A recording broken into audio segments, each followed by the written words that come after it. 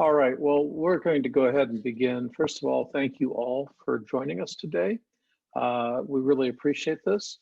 I believe there's as many as like 88 people total that signed up for the event, and I know that some will be joining us along the way. Just logistics-wise, there's a 5-minute break between each panel, so feel free to take advantage of that. I'd like all of you to open the Q&A window, please, and make sure you use that window. We are in a webinar session. I will be trying to keep an eye on the chat window as well, but just recommend that if at all possible, use the Q&A window when you can. A recording of this will be made available to all of you. We'll send an email out probably early next week with the recording, and we'll also be asking you to complete a survey, and we very much appreciate if all of you could please give us feedback. One of the questions we're going to be asking you is if this is something you think should be held on a regular basis here in Iowa. So with that, I'd like to introduce Chris Sackett. I almost said the wrong thing. Chris, you want to go ahead and open your microphone or your camera? Thank you. And I'm going to turn the video to you. And with that, Chris, I'm going to turn it over to you. Outstanding. Thank you, Mike. I want to thank everyone for being here today. It's an interesting topic. We have obviously perspectives on navigating seed and venture capital during a pandemic. I would guess that none of us a few months ago thought that would be a topic heading for a presentation, but here we find ourselves several months into this. In addition to the pandemic, of course, we're dealing with a recession, I think. It's a little hard to tell at this point, but I want to welcome everybody. Thank you for participating. I'm Chris Sackett. I'm the managing partner of the Brown Winnick Law Firm. We have the privilege of working with a number of folks that are both on the panels and the moderators, a number of the participants that are joining us today. So appreciate those opportunities. I want to thank the sponsors. So the Greater Des Moines Partnership and LWBJ are two amazing organizations that we have the privilege of working with on a number of things relating to raising capital, mergers and acquisitions, all aspects of business transactions. So we're pleased and privileged to be able to work with those folks. Again, thanks everybody for being here. We do have a great turnout. I think it's like 80 folks that have tuned in. So we hope that we can make this interesting and rewarding for you. We also have really excellent panelists. These are all folks that I know personally and have the opportunity to work and interact with. Some of them I represent, some of them I invest with, all of them I respect their opinions on things. And so they're going to have really valuable feedback for everyone. You know, so maybe start with a quick overview, and I won't take too much time because I don't want to take the thunder away from our panelists, but I recently gave an interview on the impact of COVID and the recession on M&A markets. And much of what I said in that interview holds true for raising capital. You know, raising early and growth stage capital has always been very hard. So you're going to hear a recurring theme, I think, today that it's gotten a little harder. It definitely has. And we're dealing with the pandemic and a recession, and the anxiety that comes with those things makes raising capital more difficult. But again, one of the things I want to emphasize, it's always been hard. So, you know, the last time we had a recession, what you found was more people actually started companies and had success in raising that capital. So I think the same will hold true this time around. You know, just a quick overview on what I'm observing from my practice, representing both investors, which could be institutional or could be individuals, as early as friends, family, and angels, as advanced as private equity, and in representing companies that are seeking capitalization. You know, pre-COVID, we had high confidence. High confidence leads to certainty, and certainty means we kind of get to play the playbook or the script that we're used to. It was really kind of a great time to be raising capital. If you've been paying attention, you will have seen that some of the capital raises in the state of Iowa that have been announced in recent weeks or months have been really substantial. Large rounds, including some by some of the panelists today, and they'll have interesting stories to tell you about how perhaps that changed through the process and the timing of their raise. So I would call that a seller's market or a company market. Their projections and valuations were more viewed as more reliable. Even though they're early stage companies, they were viewed as more reliable. Transactions and capital raises moved quickly, and closings happened more quickly. There were lots of dollars that were being put to work, and again, the process and playbook played out. Then came COVID in March, and at least my observations were that pending transactions or pending offerings slowed substantially. In some cases, took a pause. Again, both in capital raises and in M&A transactions. That's largely because of lower confidence and uncertainty. When that happens, it's never a good thing for these sorts of capital markets. But what we're finding now is people are having to deal with raising capital in this, what people maybe overuse the phrase new normal. But it is more of an investor's market. The projections and valuations are probably viewed as less reliable, and therefore valuations are reduced.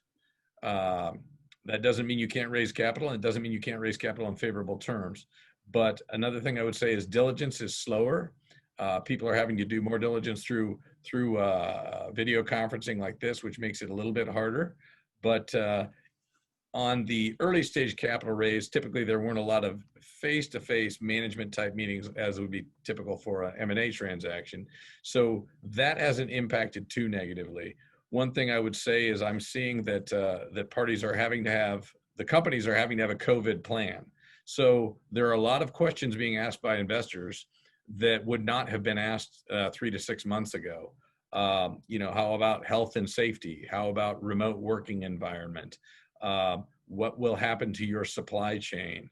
Will you be able to get to the buyers of your company products at the time you want to, and will you be able to generate and meet your timelines and your forecasts? So what I would say is, again, to the extent pre-COVID we had a playbook for early and growth stage financings, I would say that playbook is still the basis for raising capital now, but it has definitely changed. You don't throw it out, but you've got a lot of notes on the pages, that's for sure. The terms of, you're going to hear from some of the folks on the investor side and on the company side. I'll be interested to hear the different perspectives that people have, because in the Midwest, we tend to find that in what I'll call normal markets, we don't see what we might call the unreasonable coastal terms from investors. We tend to be pretty center of the plate, pretty fair and reasonable on both the investor side and the company side. And I'm still generally seeing that, maybe seeing some more aggressive terms and rights on behalf of the investors. And the companies will have to decide whether they have to agree to those, or whether they have the alternative of rejecting some of those more aggressive terms and seeing if they still have alternatives for raising the capital they want. But the good news, I would say, the really good news for companies raising capital, and good news for the investors who want to deploy capital, is there is a lot of capital that is on the sidelines. To the extent you're looking for venture capital, the venture capital funds have timelines and they have investment periods, and those don't stop because of a global pandemic or anything else. So those folks are still in business and are still writing checks. The angel investors who are maybe coming at sort of seed or even pre-seed are still folks who are generally interested in making investments. They probably like the lower valuations and the ability as investors to dictate the terms a little bit more than they perhaps could have in the past. So what I would say is, early and growth stage offerings are open for business, and there is a new normal that continues to play out. It'll be interesting to see if those more aggressive terms from the coast start making their way more into Iowa and Midwestern-based capital raises. But for right now, I would say in large part, the companies, the investors, both individual and institutional, have made the pivot, if you will, to deal with the realities of raising capital under these new conditions, and transactions are proceeding. I think that if it plays out a little bit like it did in around 2009, 2010, I think we will see additional, maybe an uptick in startups, which is always exciting. It also is exciting for investors because if you look back at the returns on the investments that were made in the last recession, those were some of the best returns for the savvy investors that we've seen. So I don't want it to be all doom and gloom, at least from my perspective. The way we're laying this out today is we've got kind of three unique groupings. The way we've got these panels broken out is we've got an investor panel with a moderator. We've got an entrepreneurial panel, and then we've got the tactics or tacticians model. It will be interesting to see how those different panelists and moderators view some of the things maybe I've said and some of the things that you folks have to say. So with that, I am going to turn this over to JD Geneser, and he is going to be the moderator of the panel with investors. So thank you very much, and I hope you learn a lot today. Thank you. Thanks, Chris, and JD and Craig and Tej and Jeff, if you can all turn on your cameras. Okay, can you hear me okay? Yes, very much. First of all, thanks, Chris. Thanks, Brown Winnick, for sponsoring. We're honored to always be associated with Brown Winnick, and thanks to Mike and the partnership for continuing to put on these types of great events. JD Geneser, senior partner at LWBJ. We're a senior investment banking firm. Work with many early stage companies on the capitalization process, helping them raise capital, advising them, even post-capitalization. Had the opportunity to obviously network with all the panelists here today and a great deal of the company panelists as well as the entrepreneurs. So we're LWBJ's excited to be part of this, and it's a really great idea. And there's certainly, as Chris said, he did a great recap. Times are a little bit different. We have seen deals get done during this stage, and we're anxious to kind of hear what the panelists have to say as well. I thought what we'll do is we've got a list of questions, and we're going to certainly allow back in time for the participants to ask some questions as well. But maybe we can just take a few minutes for each of the panelists to give a little background on their company or their angel investment activity, so the participants can get a little perspective on your background. Maybe we can begin with you, Craig, and then just go across the board here to Tej and then Jeff. Thank you, and thanks, JD, and thanks to the sponsors today. I am Craig Gibson, managing partner of Next Level Ventures, and we are a large venture capital firm located in Des Moines, Iowa. We're like any other VC firm with one notable exception, and that is we only invest in Iowa companies. So most of you know that and have some exposure to our portfolio.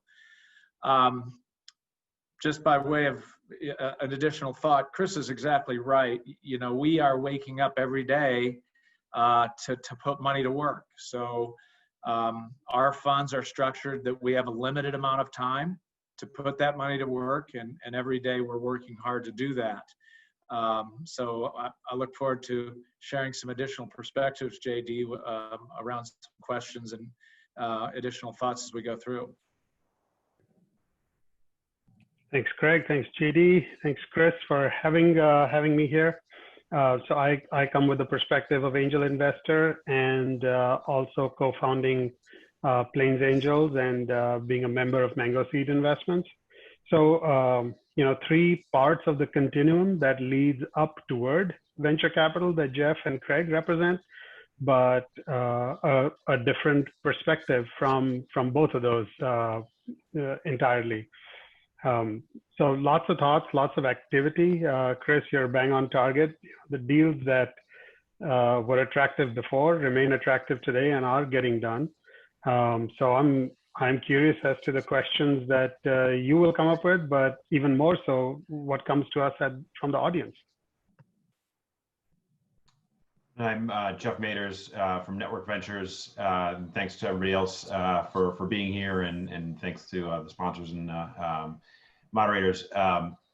But I run a seed stage venture capital fund. I would say I fit in between Craig and Tej in terms of my stage focus, even though it kind of blends together from time to time. But I typically focus on companies that are raising their first $500,000 to $1.5 million in capital outside institutional capital.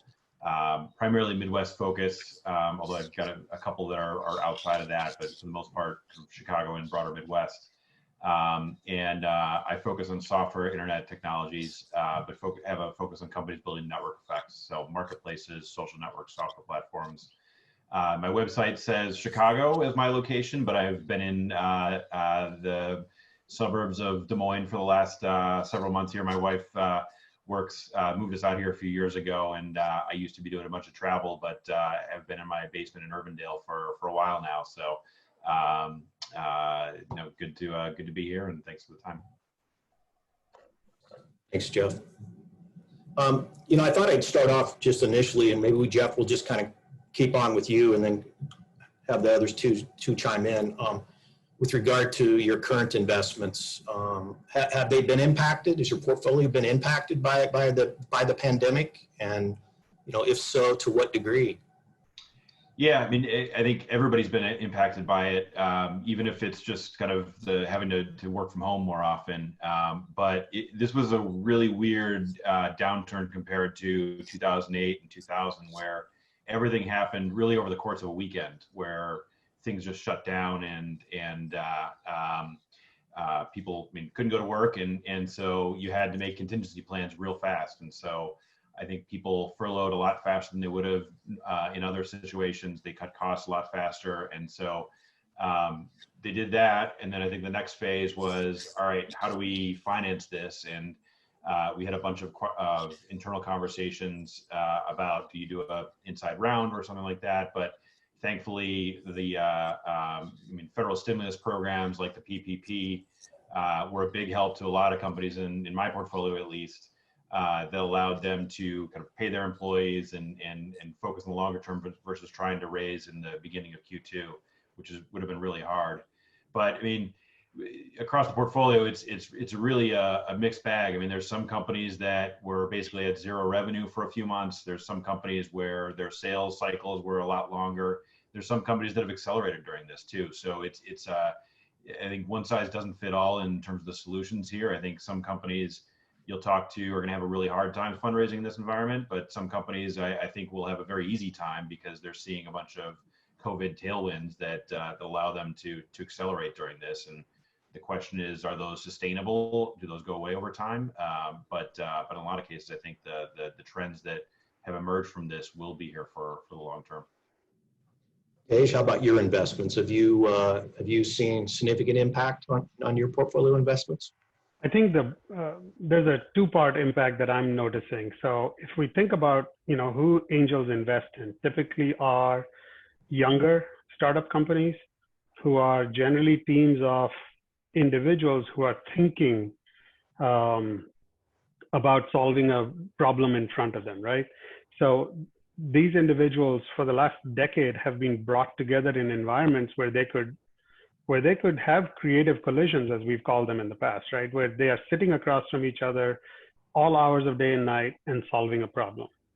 When you take that catalyst of that problem solving environment away, the teams had to adjust.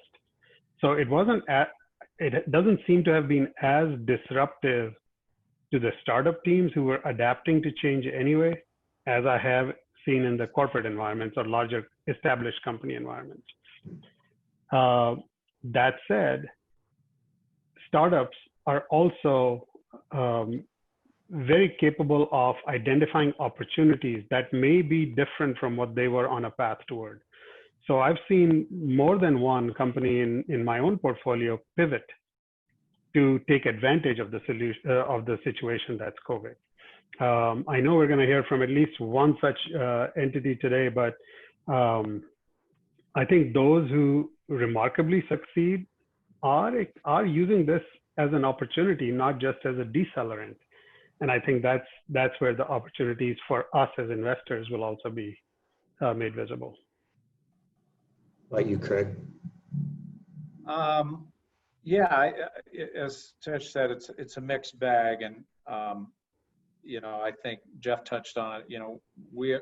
Iowa, we're all on spring break in the same exact week, and COVID kind of, the suddenness of this all happened when spring break was upon us, and I think that initial shock, with our portfolio, it was really just dealing with well-being, health, and safety, and making sure that the teams were ready to kind of crawl out of the foxhole and begin working remotely, in those days of March.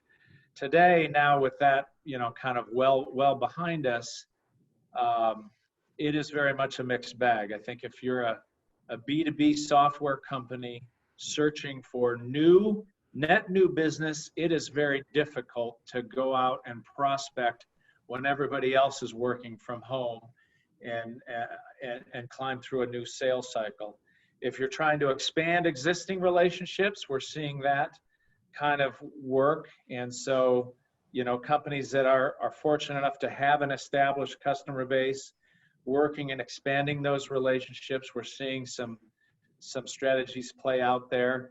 But net new business is tough.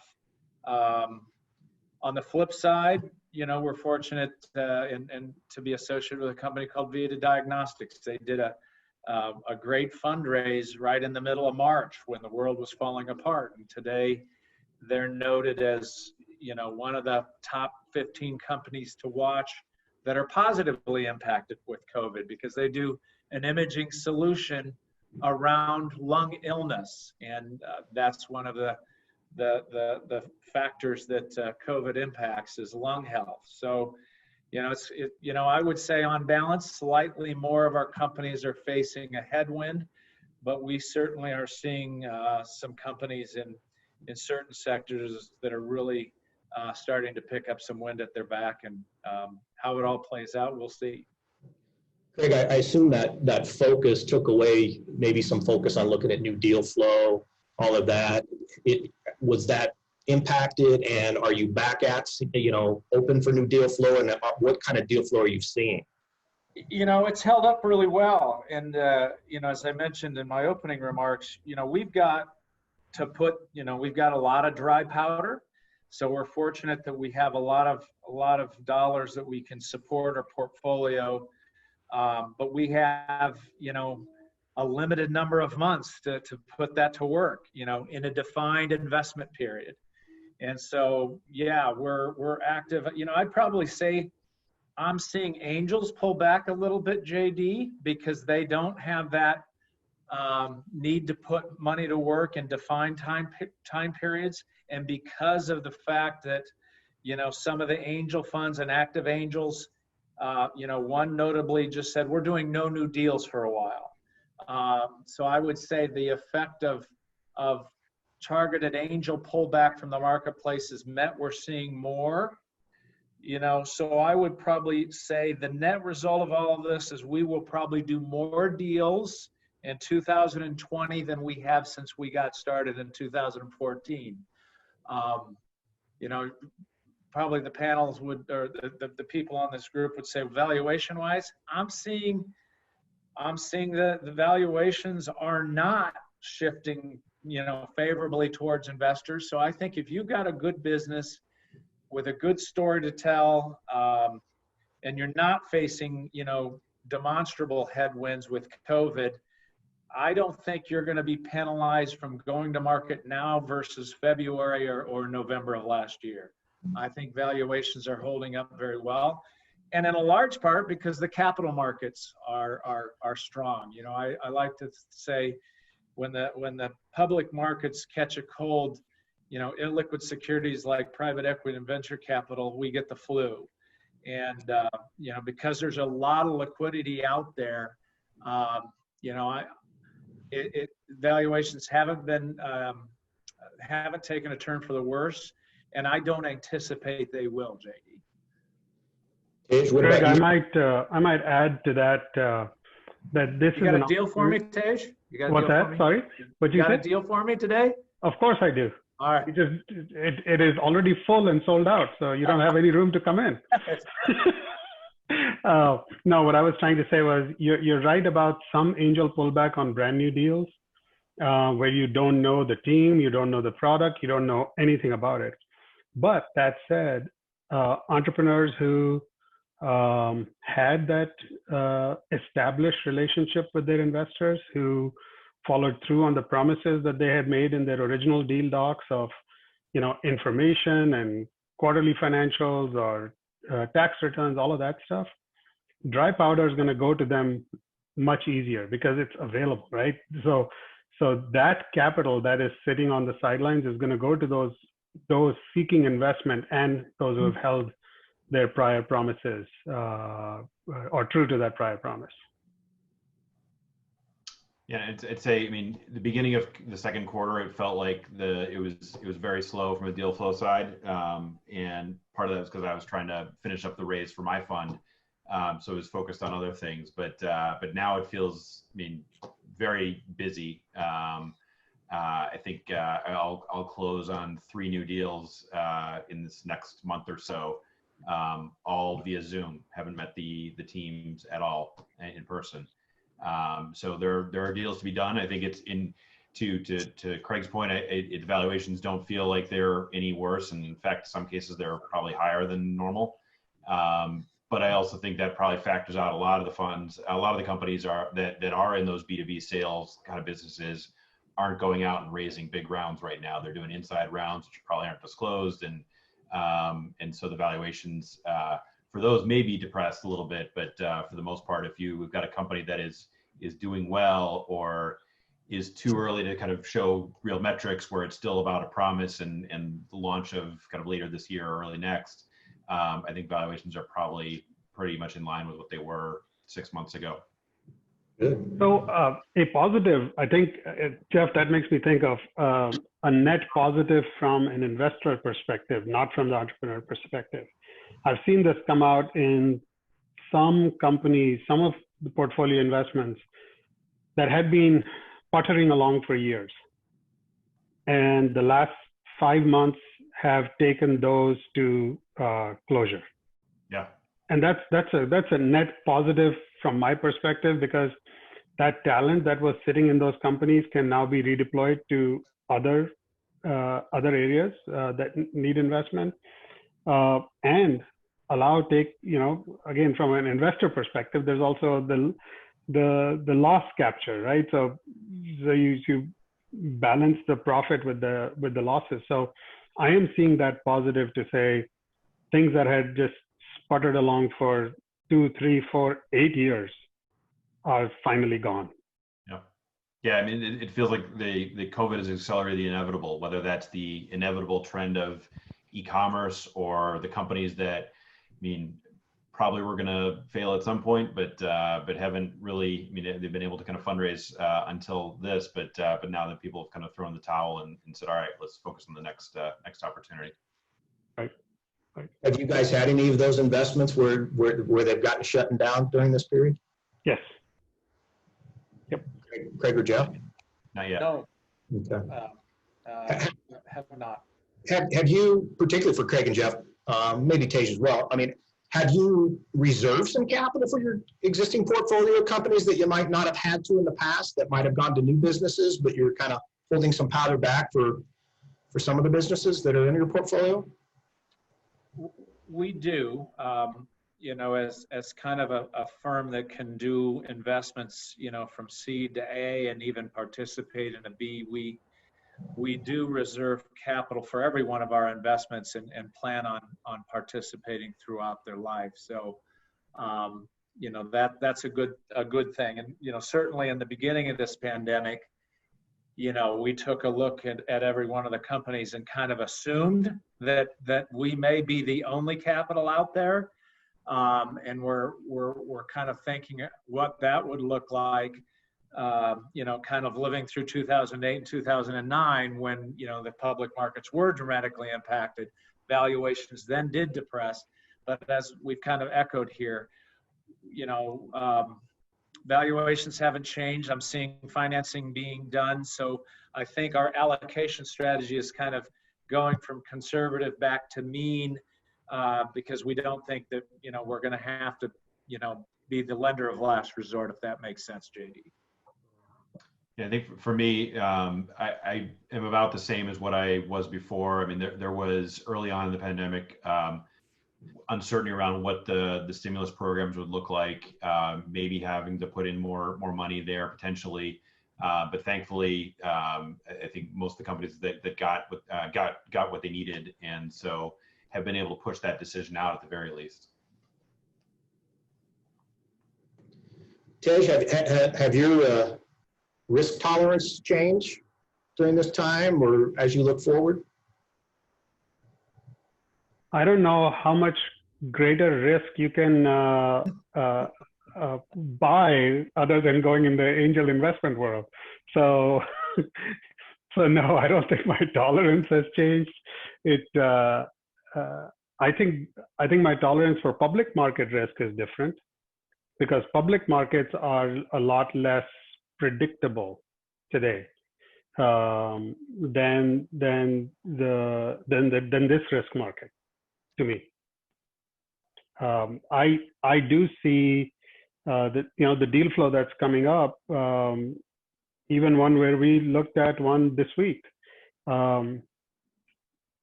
The risk is evaluated based more on the jockey, more on the more what's in environment and what is being produced and its future potential. And I don't think any of that has changed just because of COVID or just because of the dev team working in a distributed home-based environment versus a leased or a co-working space. Yeah, and as investors, we all need to take really long-term views of this, and we will get through this at some point. I can't tell you the date where everybody goes back to work, but we will. And I think the benefit out of this is I've been being asked for the last several years as I was fundraising, what happens in the next downturn?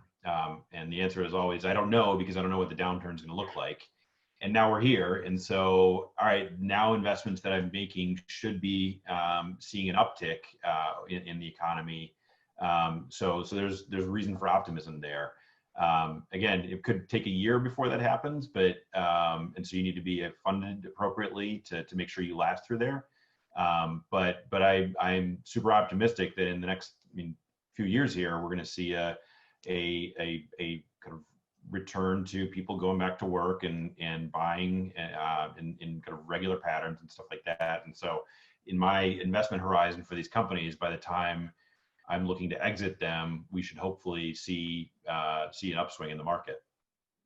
JD, I would add one more thing there, that companies in the portfolio that switched to a really short-term view, even though they had the capital to the run rate that took them, runway that took them well into next year, if they started doing really short-term decisions and short-term thinking, that elevated the risk in my head, because then they had lost track of or lost sight of what the future plans were.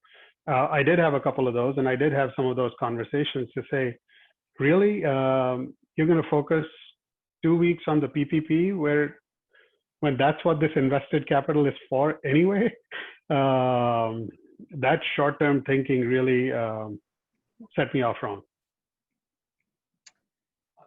I'd say, JD, for me and our firm, we're probably, there are sector risks that are different today that I think, look, this isn't going to be a V-shaped recovery. I think COVID is going to play out, absolutely in a similar trajectory for the remainder of this year. What does 2021 look like?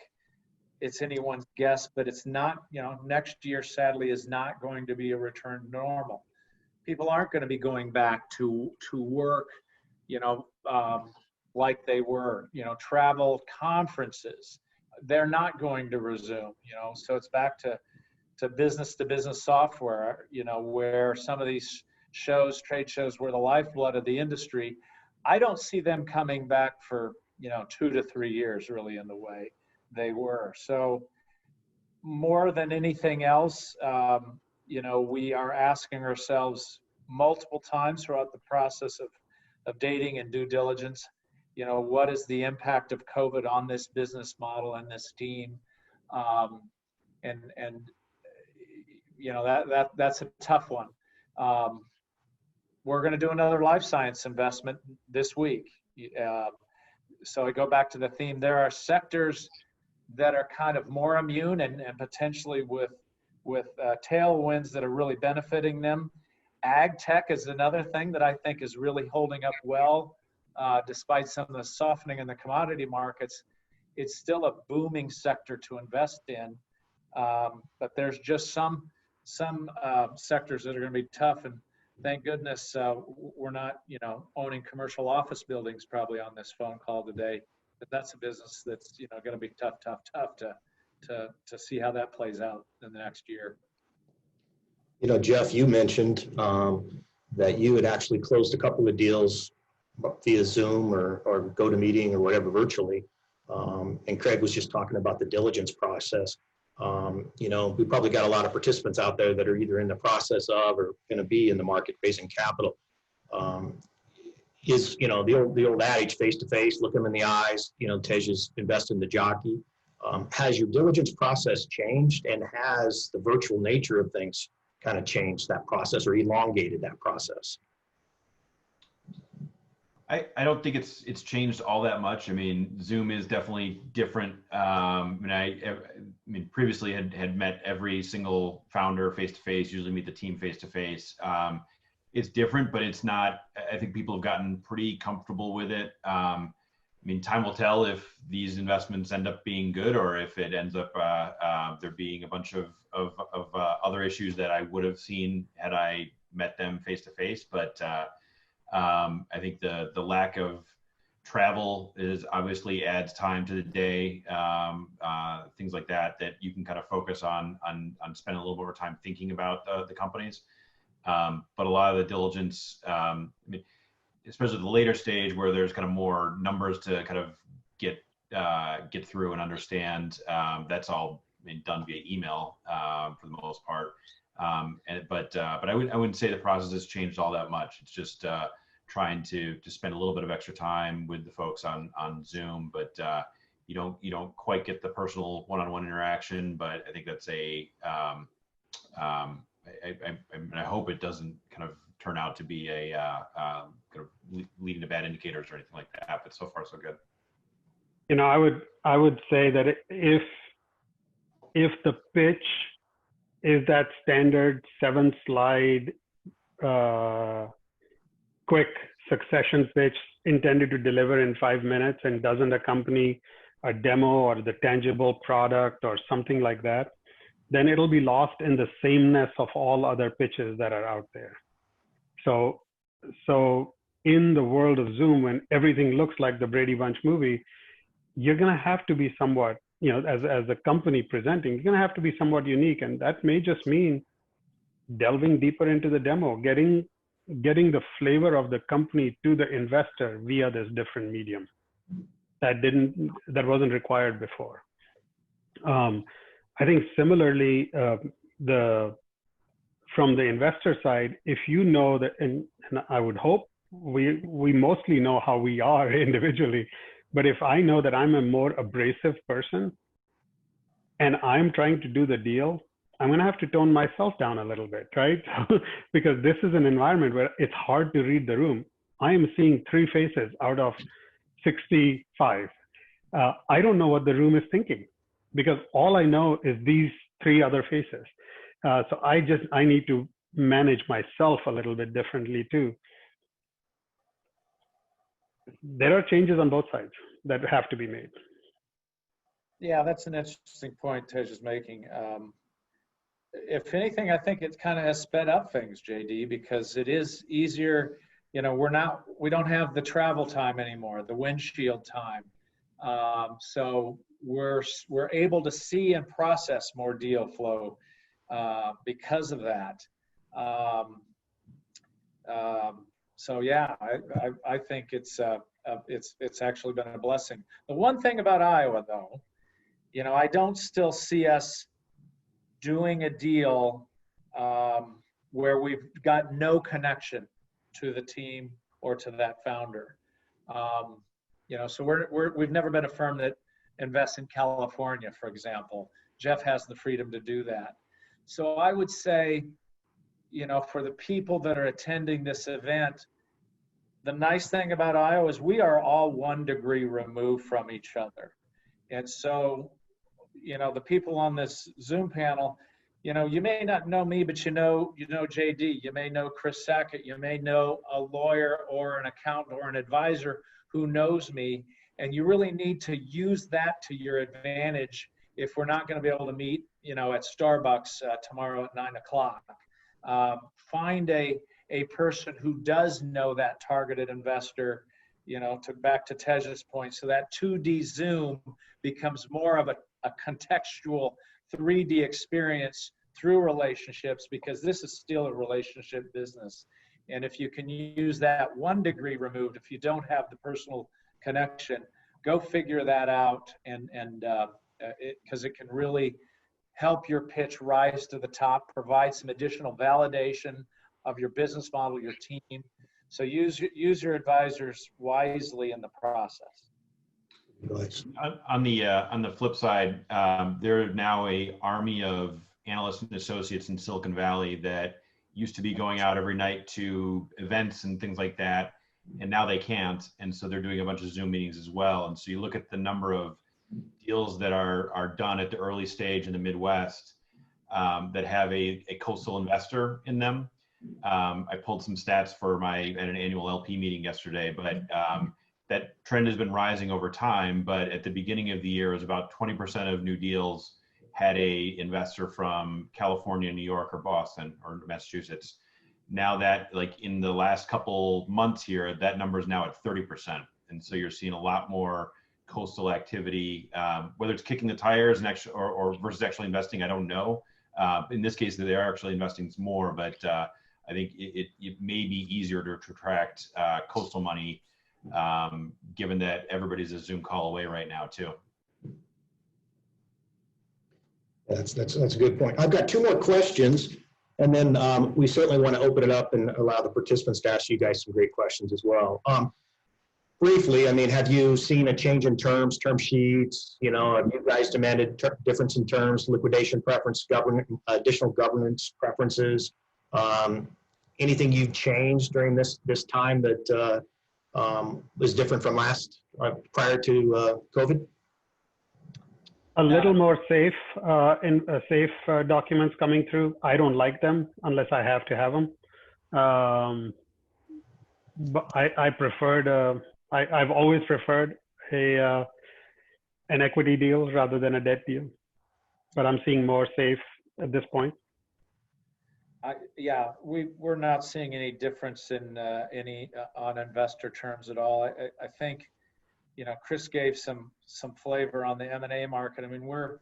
We've got companies that are kind of on the edge of being able to go into a transaction. I think in that world, we're certainly hearing and mindful that maybe it's not the best time to have a liquidity event. And for the most part, people are thinking, let's look at 2021. But in terms of minority investment, venture investment, I'm seeing no change to terms. Yeah, no change on my end. The only thing to add is that I'm looking at one company right now where in normal circumstances, it would have been clearly a Series A stage company, if not later. Their business has suffered over the last couple of months here, but I think there is a path for them to recover. So I feel pretty confident about that. But they want to raise a little bit of capital. And so we're doing it via a note versus any sort of priced round, just given the stage of the company and everything. So my preference is for priced rounds as well. But in a circumstance like this, I think it makes sense to have a little bit different structure. But you do see some opportunities that in normal days would have been a Series A or Series B, but they want to raise a little bit more capital, but don't want to go out for that big round just yet because they want to prove out the metrics a little bit more. Good. Well, I saved this question for last, and I always think it's one of the most important questions to getting an investor's perspective. I want all of you to address it. What are the key factors you look for in a company seeking capital? Inherently, this is a people business, so it kind of begins and ends with the team. I think Tej talked about the long-term time horizon that we have to think about when we get involved. And invariably, There will be macroeconomic challenges. You know, certainly nobody factors in a COVID crisis, but you do, you know, over a 5, 6, 7 year period of ownership, have to think about a macroeconomic shock. There are, you know, customer challenges. So a team that is able to pivot and work effectively and weather those unforeseen crises will always win the day. So, you know, it starts with that. Obviously, a large addressable market is part of that, and you know, a uniquely defensible solution. And those things are kind of timeless and haven't changed. But for me, it begins and ends with people. I'd agree. Not much to add there.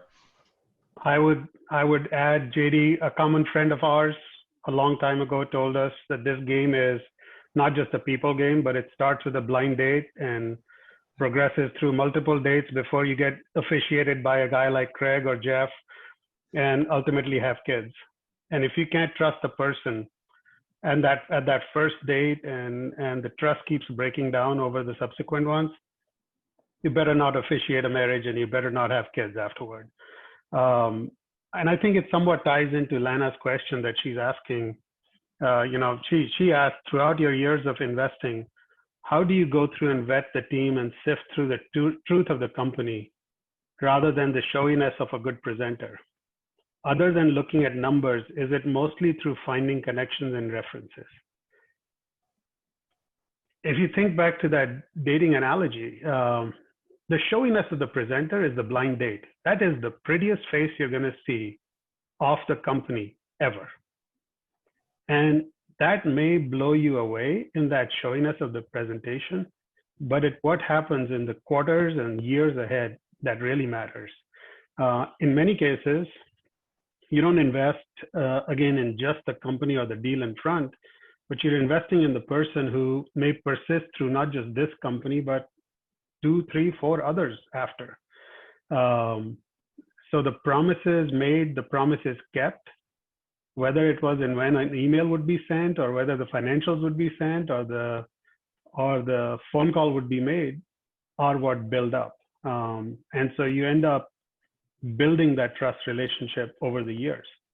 For me, that matters far more than the initial presentation or the raw number that might sit in a presentation. Numbers will be up or down depending on the quarter, depending on the year, depending on the market. But with the trust or the faith that you can apply to those numbers based on promises made and promises kept is what matters. Hopefully I answered your question, Lana.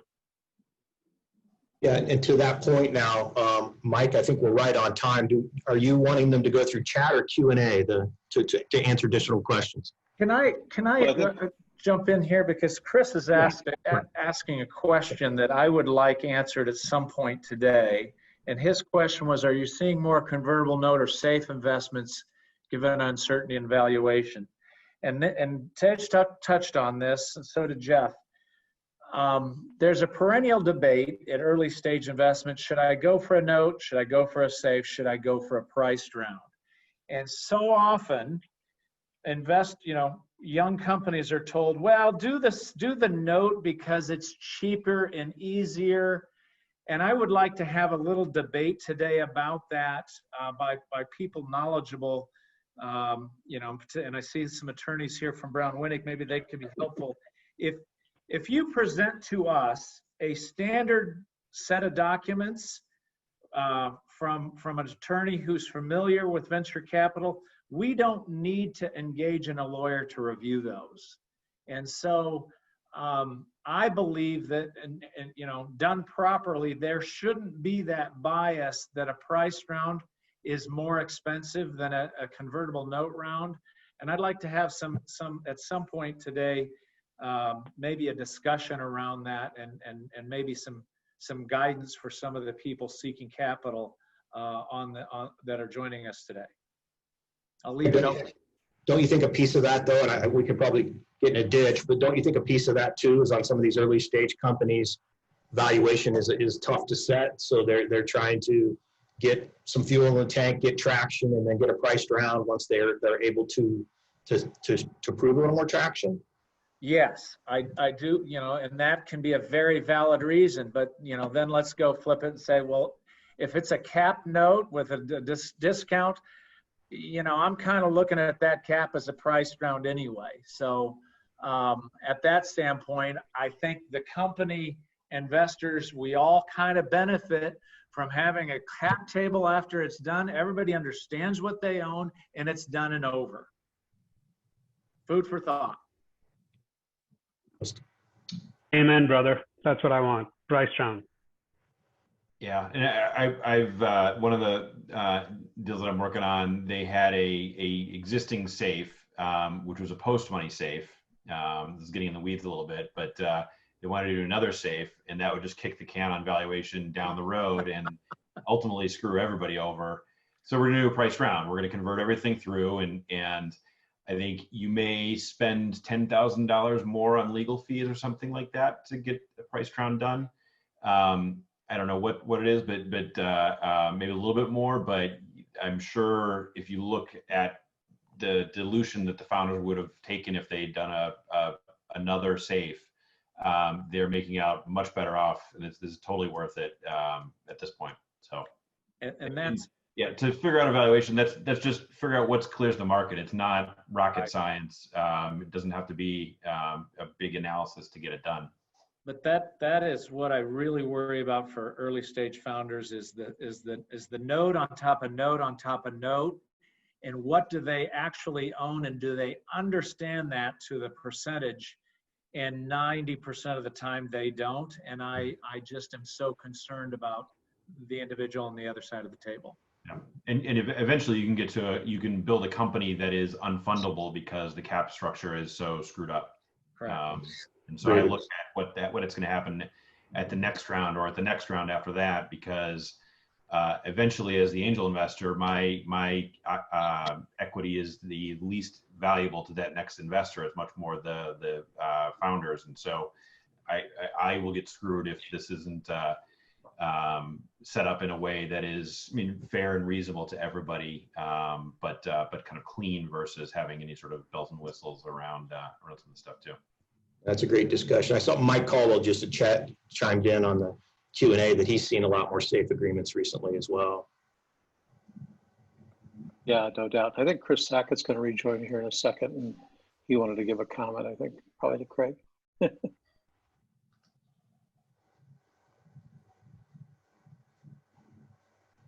While we're waiting for Chris, we've got another one. Question came in from Gustavo Lichtenberger. Sorry, Gustavo. JD, I don't know if you can read these questions directly, or if you'd just like me to read them. No, I can do it. Along the lines of the question Craig raised, should we as a group also aim to simplify and try to standardize the documents for funding rounds? Well, there's a wonderful body of work by the National Venture Capital Association that's updated every year. We're fortunate enough to work a lot with Brown Winnick attorneys on both sides of the table over the years, and so when we see that's where I go back to if we understand that the set of document is based on those standards with kind of clear red lines of how they deviate. Any number of the people that work in my office can say, yeah, that makes sense. And that's where, we don't even need a lawyer to review on our side. So yes, that exists. And that's kind of the standard we like to talk about in this shop. And I invested a little bit earlier. And so I oftentimes use the Series Seed document. So seriesseed.com, which simplifies some of the NVCA documents. I think once you're at a Series A, NVCA is probably the way to go, but if you're doing a seed round, you can do those documents for pretty cheap, and it kind of covers a lot of the important things and then kicks the can on some of the stuff that's less important at the really early stage. But I've found that, those are pretty fair down the middle for the most part, and it's usually a lot less back and forth on the term discussion. Yeah, and for anybody on the panel that's joined us, if you're working with an attorney and you say, hey, I've heard that, could we use kind of some NVCA-like documents? And if they say they don't know what you're talking about, they're probably not the appropriate attorney to represent you in a financing. Yeah, the most important thing at that stage is it doesn't matter the documents, just make sure you have an attorney that on your side that knows, that it has experienced in startup law, because I've had on the some really expensive legal fees on the company side when it's somebody that doesn't know what they're doing. They focus on a different area, real estate, divorce attorney, whoever else, that is, all this stuff is new to them, where I imagine somebody like Chris could say, no, this and this is standard. Let's go with this. Worry about this, don't worry about that, and it'll save you a lot, even if his rate's a little bit higher because he focused on this. But, amen, Jeff. I've seen that in spades, and it's just horrible when you've got your cousin's brother who's a divorce attorney and he can handle this transaction. I'm not sure if I'm on right now, and I think I am. I did not intend to jump right in right at exactly that moment, although that worked okay. I was not a technology guy, as you guys would have seen me flustered. But what I was going to say is that question on safes and convertible notes, that was one I had thrown out, because just to echo what people are saying, I'm seeing more of it, and it always strikes me as though people are not doing the hard work to reach. It's not an exact science, but to reach evaluation, and the analogy was kicking the can, and I can't even imagine one on top of another on top of another. It just gets to be a disaster. And if it's the right deal and you understand it, you just do it. But I would advise people to try and price the round if at all possible. are those for inside rounds, or are those for companies that are having pauses in their business because of COVID, or is it just kind of across the board you're seeing more safes and notes? I'm kind of seeing it across the board, and it surprises me. It's happened fairly quickly, and I don't know if that's because they're getting advice maybe from an accelerator or something like that. That might be, in some cases I've seen that, but otherwise I don't know if it's that was their last Google search and that's what they decided. But again, if you've got experienced folks in the various seats, you don't end up with much more expense, and you end up with what I think is a more predictable path going forward. I'll get off your panel now. JD, this is Mike. There's one more good question here. Let's try to take this last question real quick, and then we'll take our break. I will read it, Mike, and I think we did really good on time. So it's almost 2 o'clock. Gabe Glenn asked, why do investors focus so much percentage of ownership and dilution versus the stock price going up on their holdings as the portfolio companies raise more money?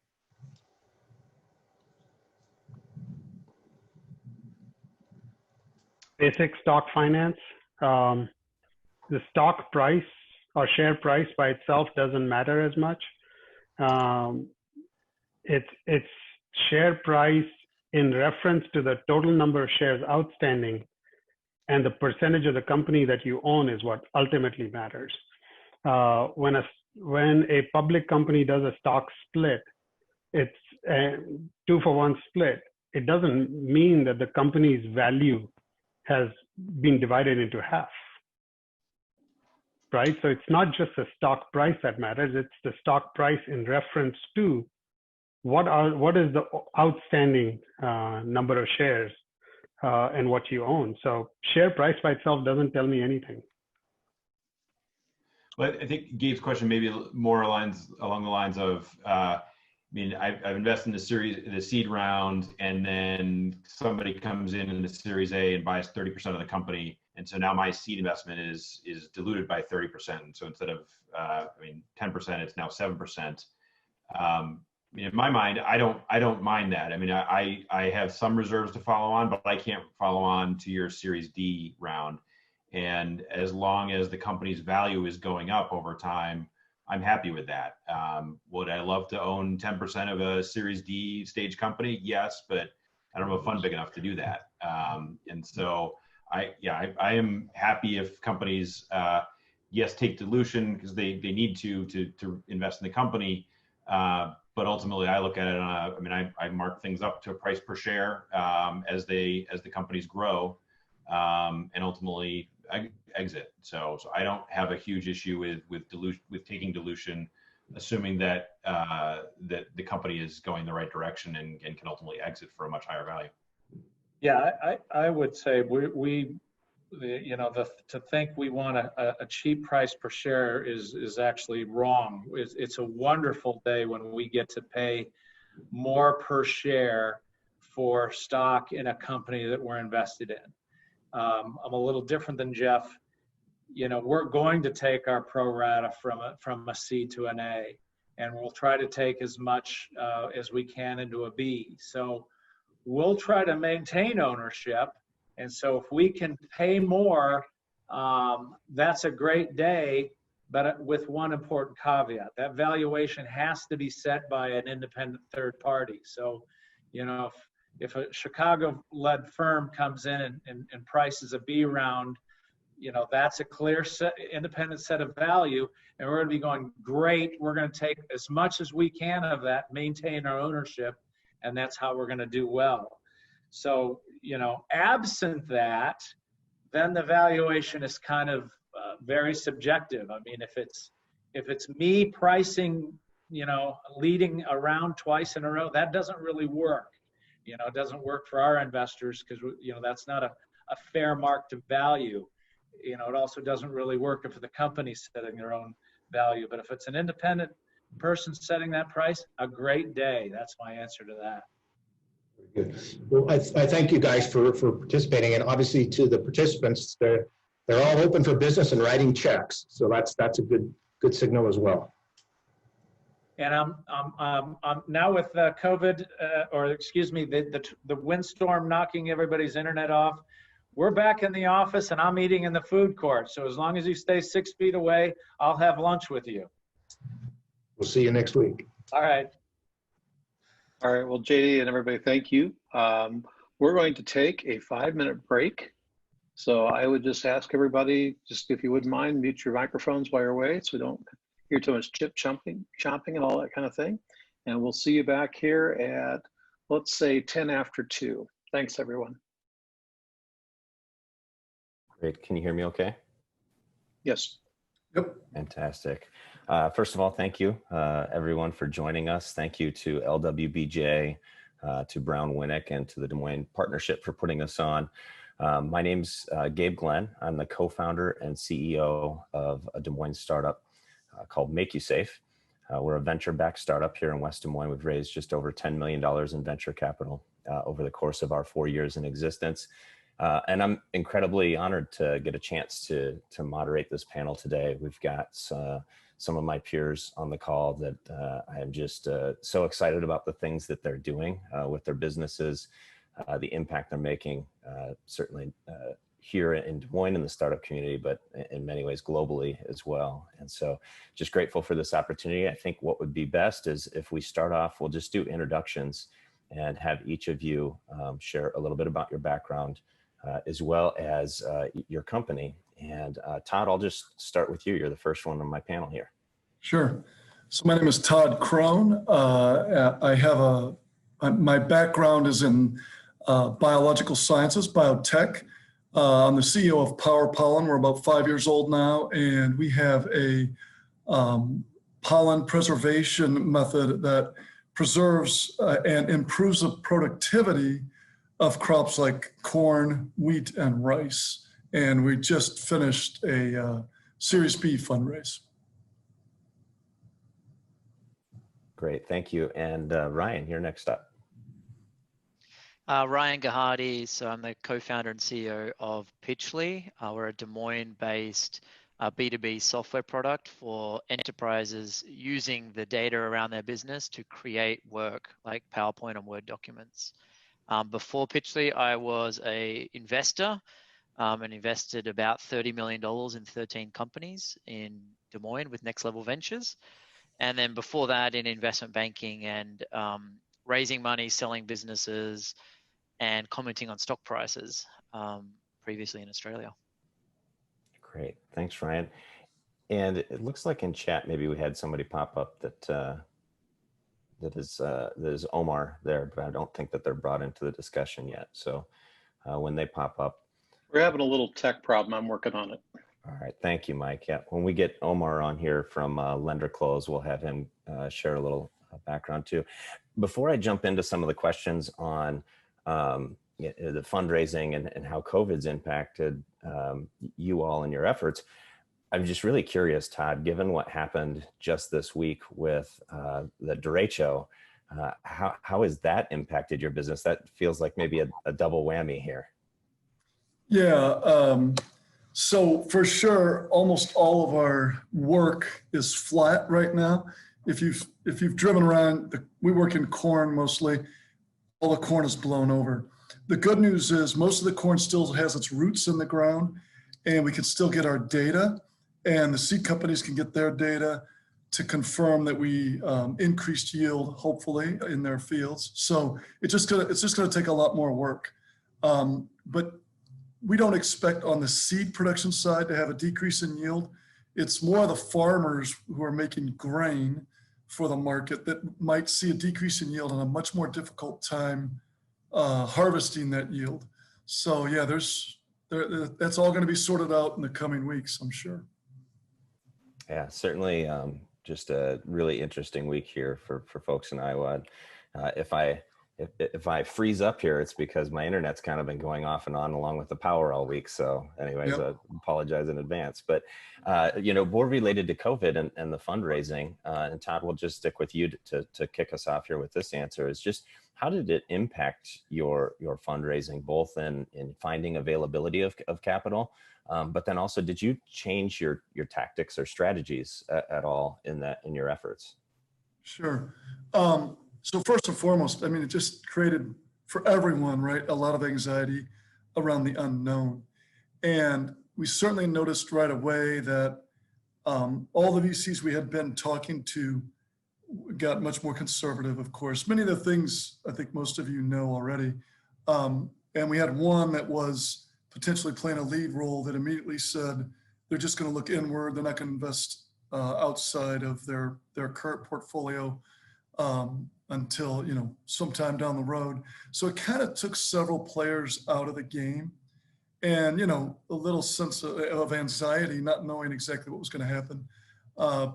And so I would say we probably did change our strategy a little bit to really focus on the angel group that we already had, and potentially new angels, and one strategic venture capital firm, Syngenta Ventures, that was potentially interested in leading anyway. And so they did take the lead and gave us some stability pretty quick. So there were some quick maneuvers we made, I guess, to kind of steady the ship, if you will. And we really finished the round with pretty much angels. And what we found was, interestingly, is that,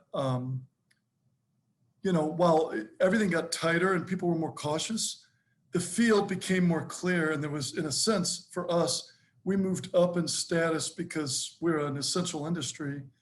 And a lot of things that maybe were super exciting and sexy up above kind of went away because they weren't as essential. So in a sense, we kind of moved up in the pecking order.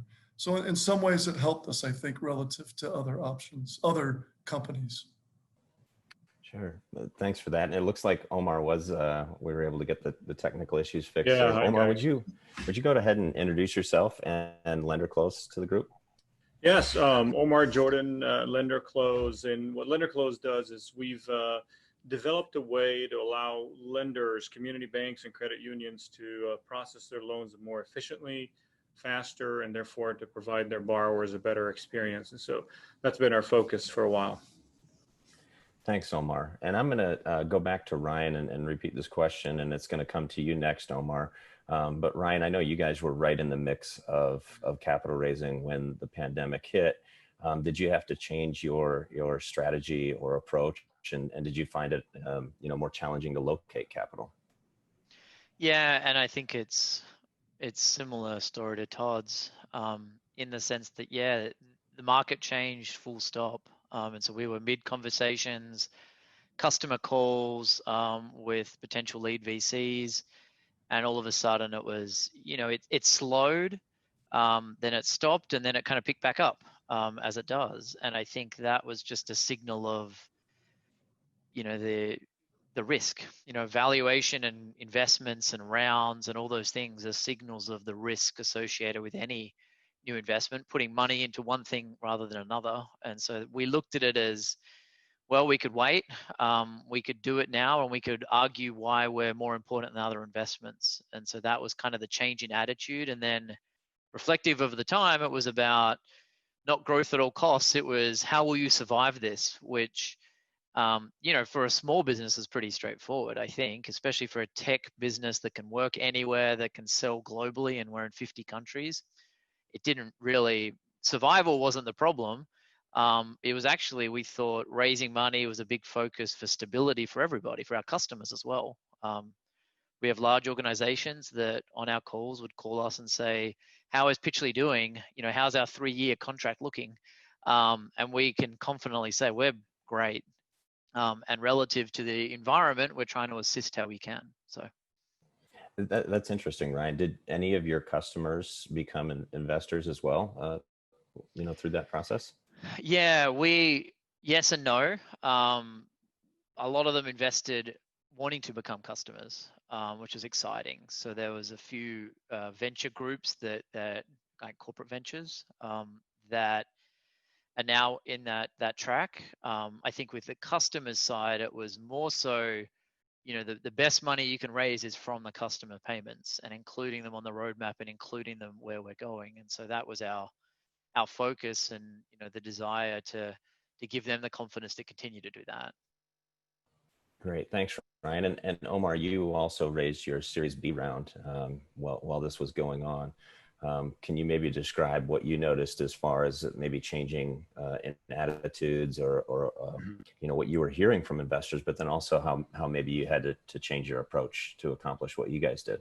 Yeah, so ours is a little unique. We started the idea of raising capital back in November. We hit the pavement around the holidays and closed a couple of deals before COVID became COVID. And so it was a little rough in the beginning. Once we all panicked and ran home, to me, as the one responsible for raising capital, it was between, do I still smile and dial and push and close and hold people accountable to the date that they gave, or do I respectfully back off a little bit and give them some space? And so I made a decision to take a break from it for about a month and a half, because I did have a pipeline of deals that were scheduled to close maybe in Q1, early Q2, that all of a sudden just needed some time to figure out. Now, our clients are mainly our targeted investor, if you will. They were fixing a problem that they have. They know it's a problem, and so they understand what we're trying to do, and they're willing to invest. And now it just becomes time and getting folks together, because it becomes a board decision, and they're trying to figure out whether or not they're having a board meeting this month or next month. And so that's really what slowed me down. But we've always had capital raise as an objective for 2020. It's a 2020 round, we call it. We're still in the middle of it. We're almost done. And it's been really fun and eye-opening in a lot of ways. When you took that just kind of break period in there, were you doing anything to keep people updated? Were you sending information out to them, or what did you do during that time? I'm constantly dripping. And what I did differently, so I had to think a little differently. And I thought, what can I do? How can I stand out in their mailbox? Because I don't know what their cell phone numbers are. I know what their office numbers are. And some of them were still not getting their voicemails or their messages, right? And so I would send an email, but instead of just sending the email, I would attach a video to it. And it's, hey, Gabe, it's Omar. How you doing? It's just like goofy stuff just to get attention. I'd do anything for attention. If you don't know me, Ryan knows me well. Thanks. I know I shot you guys just a little heads up on some of the things here, but I'm going to go a little off script on this, because I'm just fascinated by some of the things that you guys are explaining to us on how you had to change things and do things a little different. And I'm curious, Todd, we'll go to you with this one. Did you hear anything different from investors? Were they asking you different questions from before this happened to when COVID-19 hit? Oh, you're on mute there, Todd. Sorry about that. I think there weren't any surprise questions, but the frequency of hard questions went up. I'd say it that way. It's not like there were new questions I'd never heard. I think it was everyone's conservative self came out more, right? Worried about the uncertainties. And so questions around really how valid are those numbers? What were your assumptions? Maybe going much deeper into assumptions on the financial models or revenue models. It just became a more, this isn't the right word, but a more arduous task than it was before because everyone was doing so much more due diligence. I think it's probably that simple. Well, and Todd, you don't know any more than they do about how all this is going to shake out anyways, right? So how do you answer some of those questions when, there's still so much unknown on your side, right? You want to exude that confidence and show that you're still, on track to do things. Did that change at all? Sure. I don't think the answers to the questions for us being in ag and food changed a lot pre and post pandemic.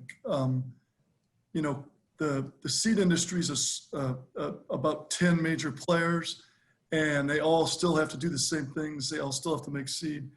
There's the projections for acreage for corn and other crops is very similar still. So it was just a matter of spending more time with each investor for us. And it wasn't like, I was trying to use a crystal ball. The answers were still the same, I would say. It was just spending more time than you normally would have on each investor. And that's all good, right? Yeah, you bet. And Ryan, how about you and your experience? Were you hearing different questions, or were they asking different things of you, or greater due diligence as well? Yeah, I think it was, one focus we always have is what's our existing customers doing.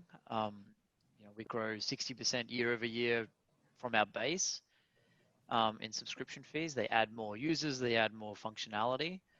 And so that was confidence building, how we could still hit some of our number in a slow growth period or a recession period. And then I guess the questions were changing, where's the momentum?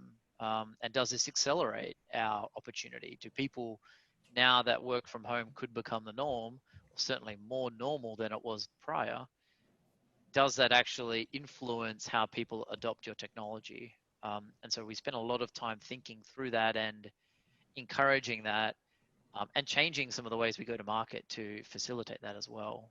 So yeah, they changed and they became more big picture, I think, rather than focused on, the next round or the next, milestone, but more holistic. Sure. And Omar, I'll ask you the same question too, because I think each of you had just, a little bit of a unique experience there. Did the questions change that you were getting as well? You're on mute there, by the way. The conversation changed a little bit, but our investors are more interested in what am I getting in ROI in terms of software, technology, products, as opposed to the big M&A, if that was to happen. But so the conversation became around the digital lending, and what we do today is we take you from sticky notes and Excel spreadsheets into this platform that allows you to streamline the process and manage the entire cycle of a loan. And so that became center stage. And in fact, I've had investors that potentially backed out months ago come back and say, if nobody believed in what you guys are talking about before COVID, now they are, and how can I invest and how can I get in on this? And so the conversation changed, not necessarily the questions. The questions are now remain the same, which are, how digital can I go, and what's that process like? Looks like we lost Galen. Ryan, you're now the moderator. Yeah, I think we lost Gabe here. Pick it up, Ryan. You're good on your feet. So the next question in the list he didn't stick to, we'll go from there and see. And maybe I think this is it's more sensitive as entrepreneurs, but I'll ask Todd, I don't think this would have affected your raise, Omar, but what changed, if anything, in terms of terms or valuations in the discussions you had? I know they changed in ours multiple times. Kind of what did that look like from your perspective? Yeah, so it mainly was the valuation, was the effect of the pandemic. Right away, some of the VCs that were considering leading, the valuations we were talking about just weren't in play at all. So we did come down considerably, and even their pace slowed so much, and there was enough uncertainty that they ended up not investing. So it changed it a lot. We did, as I said, the current strategic investor did end up taking the lead, and we're happy with the valuation. It was an increase from last time, but it took a hit. I would say about 20, probably 25% hit from what we thought it might be. But we felt fortunate given the circumstances that we were able to complete the round. Yeah, Despite and I think circumstances. that's a reflection to not just startups, but to the public markets too, right? If you bought Tesla back on March 18th, you would have made 500% on your money today. So I know that because I hold it. So I think that's, it happened everywhere. So it was going to happen because it's a reflection of the unknown, the uncertainty and risk. Right. Hey, I don't know if you guys can hear me again. I apologize. I got, that's my MacBook there just went white apple on me. So anyways, this 2020 strikes again in the middle of a conversation. So I apologize for that, but thank you for just carrying on in the conversation. I was just kind of taking a couple notes too here as you guys were talking. I'm curious, and maybe we'll start with Omar on this one. Did you see terms or deal terms or people's attitudes towards the deals and what they wanted from an investor standpoint? Did you see those things change at all? Scott Hoekman and I were talking about that from Next Level Ventures a while ago when this whole thing started to unfold. But if I was an investor, this would be a great opportunity for me to buy because everything is on sale, right? For us, our product became more crucial than ever for banks and credit unions, and so the appetite for investment got larger, and we didn't feel that, right? We didn't feel that at Lender Close, besides the fact that maybe they're not returning calls fast enough, or their meetings have pushed back, or they've got bigger problems than investing in Lender Close. Outside of that, I haven't felt that. Others might. I'm not in, I can't imagine being in commercial real estate today, Yeah, thanks. And Ryan, did you see anything in your deal change at all? Yeah, I think you're left with a decision, how desperate are you for the money and what can be done, but you can either wait, you can, take a change to the terms, or you can kind of argue why the terms shouldn't be changed. And I think you kind of do all three, really, as the entrepreneur. And really, you go back to the motivation to raise money. You go back through your list of priorities. All of a sudden, if you're raising less money, the top things, are they still the top things? Now the world's changed. Are they still the top investments you want to make, whether that's people or marketing or buying equipment or whatever it might be? And I think that's where you rely on the investor a little bit to sympathize with that. And we're going to market to raise money. If we can't raise enough money to meet those, well, then let's wait 6 months. And I think that's the kind of conversation that was had. And yeah, I think things do change. They change for the better overall. I think a good deal is when both sides come away going, oh, we didn't get exactly what we wanted, which often means it's a fair and arm's length transaction. And I think going through that period, there's going to be a lot of excitement, as the next rounds come up, as M&A takes place and those things, because, that's the market's looking pretty good now. And I think those things are all coming back quickly. Thanks, Ryan.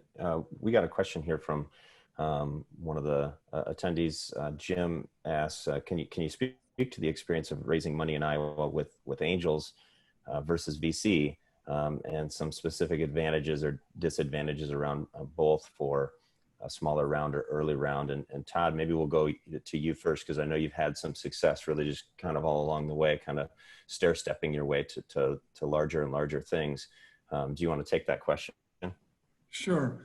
Well, specifically related to the pandemic, what we saw that kind of differentiated angels from VCs is where before the pandemic, I think the venture capital firms were willing to give us some value for all of our other potential crops that our technology could apply to, kind of those adjacent spaces that might have, value in the future. Post-pandemic, it was just like none of those matter. It's here and now, right in front of me. That's what's going to drive the value.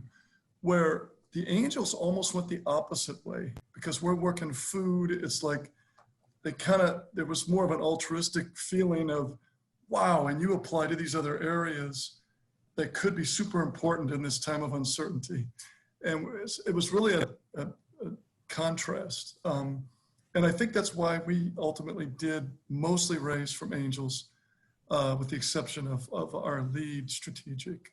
So it was really interesting in our experience. Great, thanks for that. Ryan, anything you would add to that? Yeah, I think we had a large participation from angel groups. Nebraska Angels came in, hot and heavy in the last kind of 4 weeks and closed out the round and wrote collectively a very large check. And I think part of it was angels invest in the team. And in crisis, you can show leadership or you can cower and hide. And I think that a lot of angels saw the way we tackled and the adjustments we made and the strength of our business continue to shine. We retained 99.6% of revenue during COVID, and all those things. And that evidence and also an understanding of the numbers and the drivers of the business and the team we've assembled, that really shone through for them. And because they invest earlier, so they invest in a team mentality, and we have great customers and brands that they recognize too. So I think we were fortunate with that. I think angels often, it's a huge advantage to have terms be set, right? We had a VC fund set the terms. So that helps immensely. And then to share that feedback and become more collaborative by letting almost all the investors socialize. You don't want to do that too often because it can cause chaos, but for the lead investor in particular, they're alongside you to bring more investors to the table and close out the round. So you want to use that advantage, and people writing $1 million checks really help angels understand their $25,000 or $100,000 investment is good in that regard. Yeah, and I wonder too, I think it was Tej in the last panel discussion that talked about the uncertainty in the stock market today, right? And just as to how, from a outside perspective, it's doing things that we just haven't seen it do, and the metrics they're just not adding up a lot. And what we were hearing too from the angel space, and I'm curious if you guys were hearing this as well, is they were looking for opportunity to do something with their capital that was outside of the stock market, because they just weren't, the things they were seeing there weren't congruent with what they were used to in the past. And Ryan, you've got some experience in that space as well. What are your thoughts there? Yeah, and I think the other big benefit to investors in Iowa companies is the tax credit for angels. I know that's a huge benefit, 25 cents back on every dollar invested. So try to qualify that. And I would say the question asked, what's the advantages, disadvantages around a smaller round or early round? I think the earlier you go, the less you know about your business and the less confidence you can have. And when I talk to startup founders, you don't want to be solving the how do we get customers question after you raise money, because that's a dangerous game to play, right? You want to put money in when you know how to get customers, at least pretty well. It always gets harder the bigger you try and get, because getting one customer is easier than getting 10 in a month, for instance. But I think raising money when you've got a product, you've got some evidence of money coming in, helps a lot, and then can build you the confidence to go out and get that investment round and make it big enough to be impactful for your business and big enough to qualify for the angel tax credit and things like that as well. So I think that's, to me, that's the key of raising money in Iowa, is having that confidence and evidence to point to it, and then be clear on the distribution of your product. Getting it proven and working is part of the game, but then understanding where it's going to go next is, customer-wise, is important. And like Todd's a perfect example. His investor is leading that charge of proving out and using the product, and same with Omar. Series B from your clients is fantastic because they're buying the future and the vision. Thanks, Ryan. And Omar or Todd, I'm curious, did either of you raise capital from coastal venture capital or coastal investors, or was it all pretty much around here? I'm seeing Omar shake his head. Todd? We're about half outside of Iowa. So yes, California mostly, but also even we have a significant group out of Australia. I'm curious, was their approach or the questions that they were asking or the things that they were looking at, did you find that to be different than the approach that you were getting from the investors from here locally? It was probably different, but not so, it wasn't night and day by any means. I mean, similar questions, less understanding of what we do as people in Iowa who see cornfields all the time. So yeah, it was a little difference. And also to your point, definitely felt this sense of opportunity that the angels had, that not just on the negative side that the stock market's so uncertain and I've seen my investments drop in value, but also that they since I didn't want to go there, they were looking for something they could understand and be close to. And that's one of the advantages of venture capital. You're investing in a team that that you talk to personally. And so I think there was some security and control in that feeling of investing in a company that you're that close to. So, yeah. Thank you. And Omar, I know that a global pandemic wasn't in the plans when you guys began working on remote notary, and then also interest rates being historically low. People are refinancing for under 2.5% on their mortgage, right? How did some of the decisions that you had to make as COVID was happening, how did that impact your business in a positive way? I've got a great team, and fortunately, I don't have to think all the time. They help me out tremendously. But as far as post, we didn't do anything special besides show our commitment to our clients and really put our money where our mouth is. We delivered a product that we promised right a month before it was due to COVID.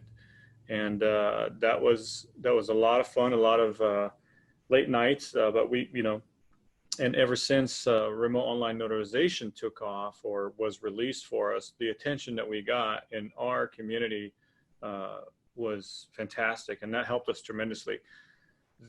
I was talking to our senior vice president of sales, Alan Jinks, a couple of days ago, and our average demo to close went from 90 days to 38 days. So that just shows you the appetite for going digital and to the cloud and lending. And I think that's the impact that we've made. We didn't have to make any tough decisions, knock on wood. We continue to grow. We continue to hire. We're grateful for our partners, our clients, our investors. And it's tough to say because there are startups out there that are maybe trying to figure it out.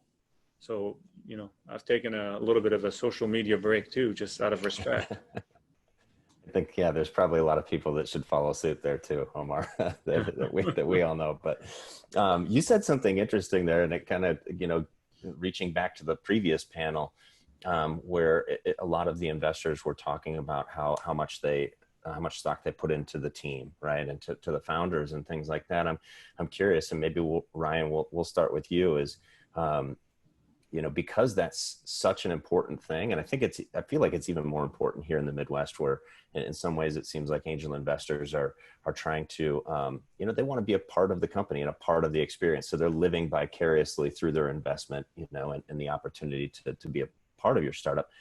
all that said, how do you select talent to work with? And what kind of criteria do you have to bring on some of the top level people that you know are going to be interacting with these investors? Yeah, I think it's hard. It's hard to know who can scale and what that looks like, and who's ready for the challenge too. I think you at a small company, a fast growing company, you wear lots of hats, and those hats change frequently. So your priorities last quarter might change to this quarter. And I think it's the combination of, having some experience in that in the past. The team we've built now, they've all had at least 3 startups, excluding myself and excluding Michael, my co-founder, but the other 3 VPs have all had multiple startups that they've worked with and gone through. And I think that's really important from early stage to IPO stage. So that lets you know that they can roll their sleeves up and be a player coach. And I think to me, that's important. I like to hire the leadership people that want to get their hands dirty and then come back to the top and be the coach when needed, and then present that to the board as well. So I think, it's tricky. I don't think there's any formula for it, but if they've done it before and if they're a good cultural fit and they can show they can, play the game as well as coach, that's a good signal to me. Great. And I'm going to ask Mike just for some help here. I know we kind of got a little bit off schedule. How much time do we have left here? I would say you have another 5 minutes. Okay, great. And I wanted to throw that same question to Todd. I mean, I've heard exceptional things about the people that you've surrounded yourself with at the company. Is there something specific you're looking for that's maybe different from what Ryan mentioned there? Well, I could say most of who we've had in our company have been science and R&D oriented people. And a lot of them I knew from my past. And when you have experience with people for over a 25-year career, you kind of know who can fit certain roles. But that was all R&D oriented. We made our first kind of executive team hire about 6 months ago for a business development lead.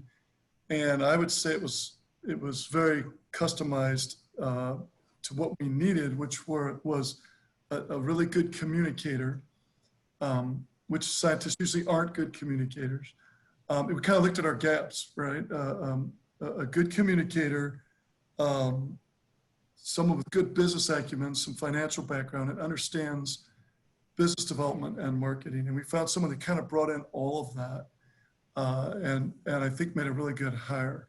So, but still, I think, like Ryan said, it can be difficult when you don't have an experience with people.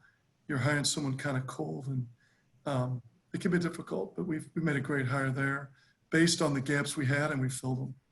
Well, Jim kind of rolled right into this next part of the question, which is great.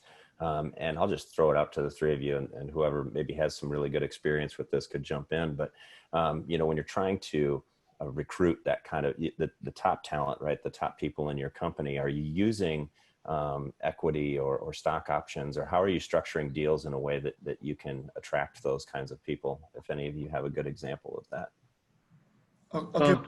Go ahead. As a super quick comment, Mike Caldwell told me the first 6 months of this company, he advised us, make every employee an owner. He said he can tell the difference as soon as he walks in, who's an owner and who's not. So we give them a equity in the signing bonus. Everybody gets something that vests immediately. And then we have a yearly kind of reward of some equity based on how they did.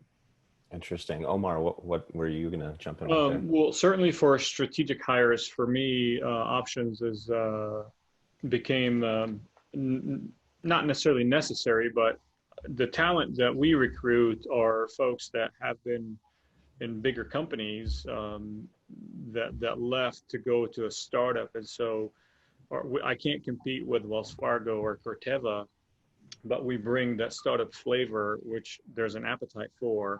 Yet I've got to make sure they're taken care of on the back end. And so options is absolutely something that is on the table.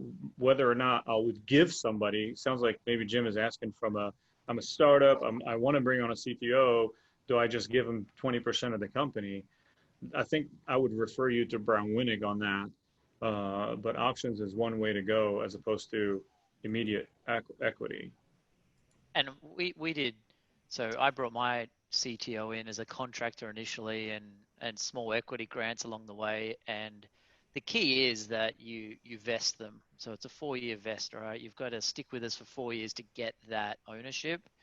And by working together for a few years, we were truly 50-50 partners. And I think that's the key, is you want to do equity in a way that values both talents and incentivizes it.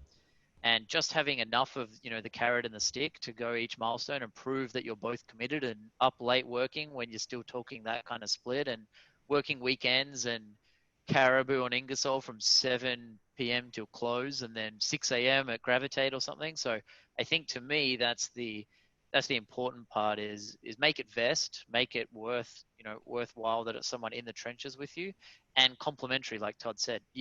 Michael does product stuff and I do sales. You don't want to have the same two skill set dominating the cap table, because you're going to need to increase that over time. And then, I think equity for more employees rather than less. You want people to have ownership. Even if it's a small part, it's still something that's extremely valuable and aligns people. Great. Ryan, Todd, Omar, thank you all very much. This was a great conversation. And I would just encourage anybody that is new to fundraising or thinking about starting a company and they want to explore that, I think certainly reach out to Mike Colwell. He does a good job of connecting people. And I know everybody on this panel would love the opportunity to just, continue to share a little bit more advice. There's so many things to learn through this process. And again, thank you all very much for the time today. Thank you. Thanks, Gabe. Thanks, everyone. All right, Mike, I'll pass it back Thank over you to all. Yeah, thank you. I appreciate it. So we're going to take a 5-minute break. And so we will be back at 2:55 with our third panel. Thanks, everybody. I think we're ready to go. Joe, if you'd like to lead off, I get to play panelist here for a while. So off we go. Hey, good afternoon. I know that we're coming to our last session, so wanted to get that kicked off. I'm Joe Leo with the Brown Winnick firm, work with a number of companies here, and I have a great panel. We're going to start talking a little bit more about kind of tactics of raising and some of the more nuts and bolts. So we've got some questions that we'll go through. I'm going to let each of the panelists kind of introduce themselves briefly. And but we would really like to have questions if so that we can kind of tailor our answers. So you want to go ahead and start, Liz? Sure. Thanks so much, Joe. I'm Liz Keener with Egg Ventures Alliance, a venture analyst. Just joined in March, right before the pandemic. So it's been an interesting time for sure, but fun nonetheless. And we are a 300 plus member cooperative of mostly farmer members. And we invest directly into agriculture technology companies, and we focus on the seed stage. Great, thank you, Liz. Eric, would you like to give us a quick introduction? Sure, you got it. A former operator and founder of a couple of different companies. Now work with startups through the Iowa Startup Accelerator Program and the ISA Ventures brand new fund that we've just set up. It'll wind up at a $20 to $30 million fund by the time we're done, and investing in companies that technology companies in the state of Iowa at pre-seed and seed and maybe. Great, thank you. And for people who don't know Mike, I'll let you have a quick introduction, and then we'll jump to the discussion. Yeah, Mike Caldwell with the Greater Des Moines Partnership. Eric, congratulations on your fund, by the way. That's huge, to create a seed stage fund in Iowa. So welcome. We welcome it to the whole ecosystem. I am an angel investor. My wife and I have done about 30, I want to say 30 or 35 investments. I'm co-manager of Plains Angels. I also work for the Greater Des Moines Partnership and am responsible for their entrepreneurial initiatives. Great, thank you. So just to start off, I think we've had plenty of discussion about the impact of not having kind of face-to-face, person-to-person meetings as as entrepreneurs look to raise capital. And so the first thing that I'd like to get people to weigh in on is, not doing things in person and having to do those pitches remotely through Zoom and those kind of things. What sort of advice would you give companies on how to prepare for those pitches? And are there things that you've seen done well or done poorly that help make that first impression that people are looking for? And I think I'll just to throw it around a little bit, I'll start with Eric, so everyone gets a turn to be first in the comments. Great. Well, honestly, we're just getting started, so I don't know that my data that I can point to on this question, and maybe some of the other ones, is going to be, a little bit anecdotal. But the things that I think I've seen already are how important some of the materials that people send along and the amount of maybe focus on being really concise and clear in everything that you provide. It always was important, but now you don't have this sort of closure of having the in-person conversation, of getting to know someone, to build this relationship. You don't want to make dumb mistakes in the things that you're providing to investors as you do it. So keeping things really clear and really concise in all of the communication is really important. A really organized deal room, or at least just having your documents well organized, is a big piece of that. And I feel like the other piece is, it's not just you looking to convince this investor to give you money. You also have to be able to evaluate whether you want to work with them as your investor, as a founder. And it's really hard for you to maybe evaluate, do I want to work with this person for the next 5 to 10 years of my life, when you don't get to meet them? So I think it's really important, not as a founder, not to overlook that sort of evaluation perspective and just focus on, selling yourself to them. You have to think of it the other way too. And, making sure you have some of those informal conversations with potential investors is really critical, I think, to getting it done. Interesting. Yeah. Do you find that there's, as you think that through, I know that you said that you're relatively new to it, but we've all kind of found ways to engage and interact with people in order to kind of meet them at more of a human level, to see if they want to work with them. I mean, is there a form or a way that you think that works better than others for engagement? I think frequency might be a big piece of that, where having a lot of short but important conversations and consistent updates builds a rapport. I mean, those would have happened anyway, but I think they can maybe compensate a little bit for the lack of sort of the personal connection when you feel like it's consistent over time. So I would say over communicating, even via text or a quick call or a quick FaceTime or something, just to update, is hugely valuable, I think, in keeping the relationship building going. Great. Mike, what do you think about that? I know that you work with a lot of companies and have kind of helped them prepare for those kind of discussions. What have you seen that's worked well or gone poorly? Well, Eric pretty much covered all of it. He really did. That was very well done. I think I think everybody needs to realize that the professionalism they show on a Zoom call, through an email, a written document they deliver, is magnified. The need for professionalism is magnified. I'm thinking about Liz, who's on the other side of this as an analyst looking at these deals. We draw first impressions and impressions through actions. And because we don't get that chance to shake hands or to greet each other, to have a coffee together, all of that judgment about the people, and we heard earlier, it's about the teams. I mean, I invest in people. It just magnifies the need to be really, really sharp with the communication. Liz, what do you think? I know that you started at a time, and you're probably meeting your own team in a way that you don't have as much contact just because of what's happened. But what kind of insights do you have on that? Yeah, so we actually invest nationwide, mostly in the Midwest. So a lot of the teams that we've invested in are here in Iowa or within driving distance, but we actually hold a lot of virtual meetings. So to Mike's point, the professionalism that you show early on is so important in the information you send. And with the virtual meetings now, my schedule is able to be packed fuller because I can do back-to-back phone calls. So you have to remember that you have an hour of somebody's time. So you have to be very concise in the pitch that you present. So it's helpful to send materials early because I want to be able to have a list of questions pre-formed to make that time as useful as possible.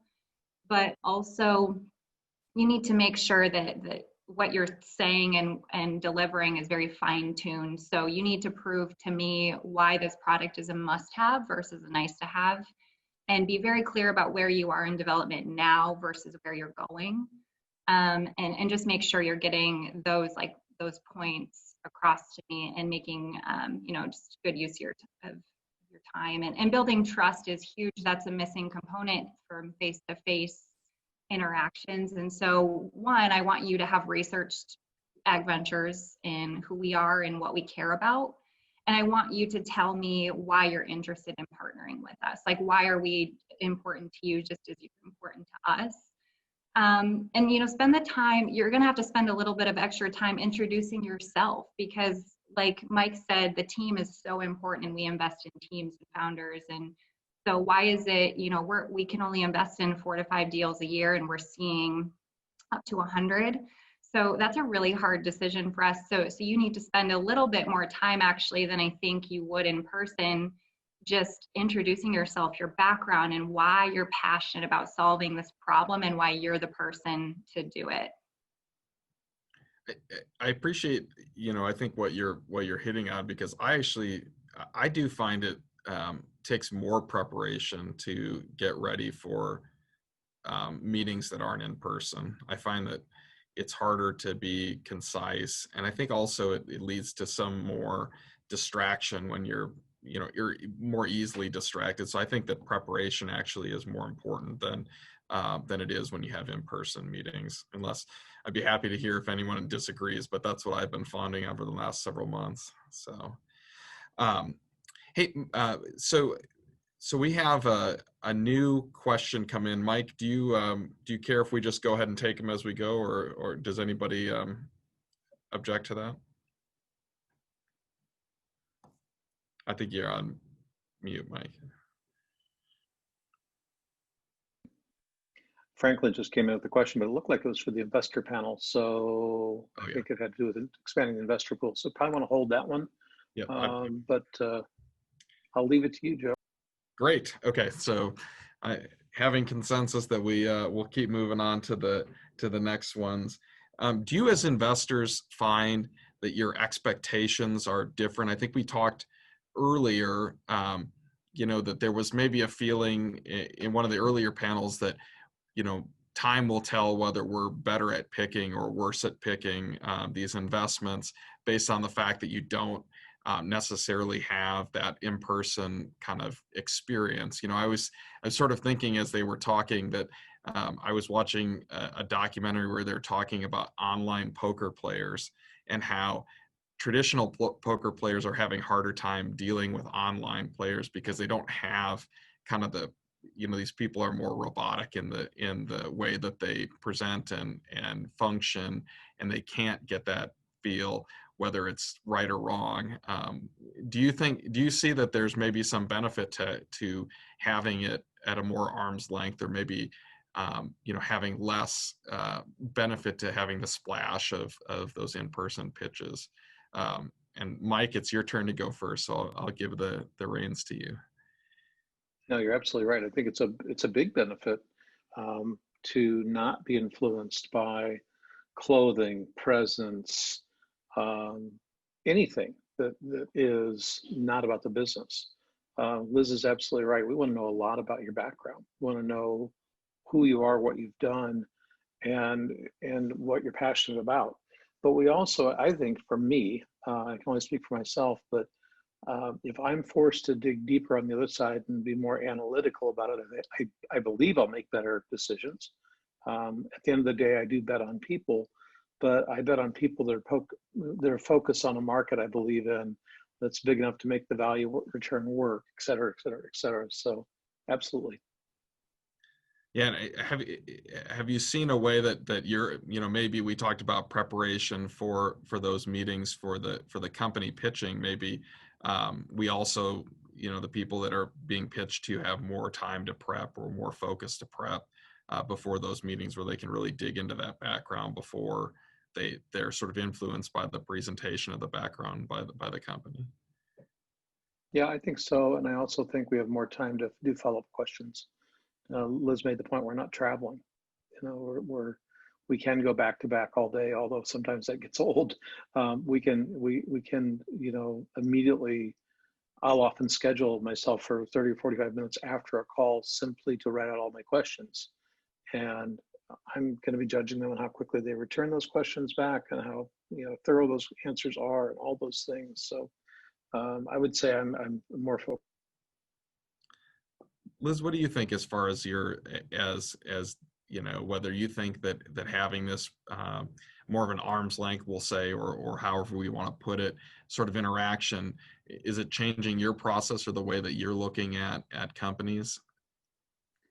So I think that just with the industry as a whole, and especially with agriculture, I don't know that the format of the meetings really changes our process. It's kind of the same. We do have a little bit more time for due diligence, although we're investing at a very early stage. So there's not a lot of time that goes into that as is. But one thing that we really lean on at Egg Ventures is our farmer network. So we want to talk to those people and get their feedback as to, is this a must-have or is it a nice-to-have? Because the industry with farmers specifically, their margins are being squeezed tighter and tighter. So our expectations are that we're now looking, we're digging deeper into what really drives profit back to farmers. So that's why I say in your pitch, really get down to the value proposition of what you have to offer and why that matters and why it should matter to us and our members. But I think that for us too, one thing that's been difficult is, trying to get these technologies deployed into the field and for testing. So that's been a challenge for us specifically but I think that one expectation we do ask of, the companies we're talking to is that you're talking to your customers. Addressing what are the changes that have been happening in your industry and your market, and understanding those changes and how you can address those going forward, especially if you're looking to raise additional funding. That's great. Eric, what do you think about this, sort of the difference in interaction and whether you think that it's going to impact kind of your decision making going forward? Yeah, I think the one big thing that I guess I'm assuming is going to be a big difference is because we can all look at more deals now, we see more of them side by side more quickly than we usually do. And that sort of changes maybe, I'm assuming it would change as an investor a little bit, maybe how I'm looking at them. And from the founder's perspective, I think it will change a little bit because I see this really commonly. Founders come in and they're like, I see my business in my little box. It's a good investment. It's a good opportunity. It's going to be great. What they're not thinking about is I've seen 3 deals today and 2 of them are better than yours in the way I interpreted what I saw. And that's the only thing that matters. It's not that yours is bad. It's just that I saw better ones.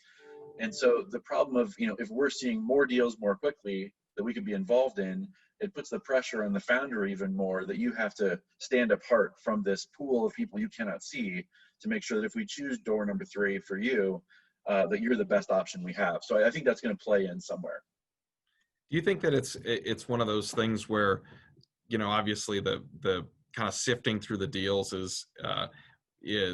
allows you to compare them a little bit easier when you're having those back to back, but you're also maybe seeing more deals than you would have seen, previously, just by virtue of the fact that you're not on the road, you're not spending as much time in person, that kind of thing? I think so. Yeah, absolutely. Do you think if you were going to, work with a company that's looking for investors, obviously your fund's going to be early stage and you will likely be leaned on to help find other investors. Do you think that in this climate, it's easier to work with you know, sort of the current investors for follow-on as compared to finding new investors, just because of the fact that maybe that deal flow is increased by having more people at home and having more of these reaching out from the Zoom or other calls. Is that for me? Yeah. That's a great question. You know, I guess I assume that, at least from, you know, as a fairly new investor, I would imagine that if I had a bunch of prior investments, I'd be holding some of that cash back to make follow-on investments in the companies I've already invested in, knowing that the world's in a really bizarre place right now, and, you know, it might be worth it more to me to protect my current stake than it is to make new ones. So I would imagine that, you know, for a lot of venture funds out there, and maybe certain individual investors, that hitting up those existing ones might be where I would start if I was looking for cash. Is that answering your question? Yeah. I mean, I guess my perception would be, and I'd be interested to see if others disagree, is that, you know, without that, we talked earlier about how it's harder to make those person-to-person interactions work, and you know, it seems to me that falling back on the people who know you before this hit might be more successful than you know, casting a wider net, even though it's sort of easier to cast a wide net now. Yeah, I'd agree, and I think there's maybe more skepticism right now. I don't know, there's not as much irrational exuberance maybe as there was 6 months ago. So, you know, you kind of have to play into that the people with the dollars are going to be maybe a little pickier now, given the world the way it is. Sure. Mike, what do you think? You unmuted, so I thought you might have something to say.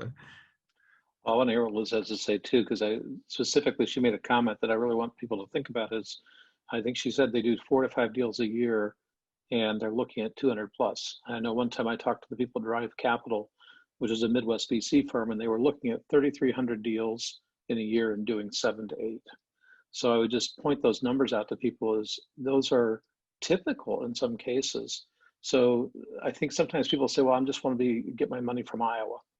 And, you know, I'm famous for saying this, but, you know, with all due respect to Iowa, we're less than 1% of the population of the United States, and we're far less than 1% of the available investor capital from angel, seed, and early stage VC. So, you know, I think anybody that's out raising right now has to remember that it's even more competitive now.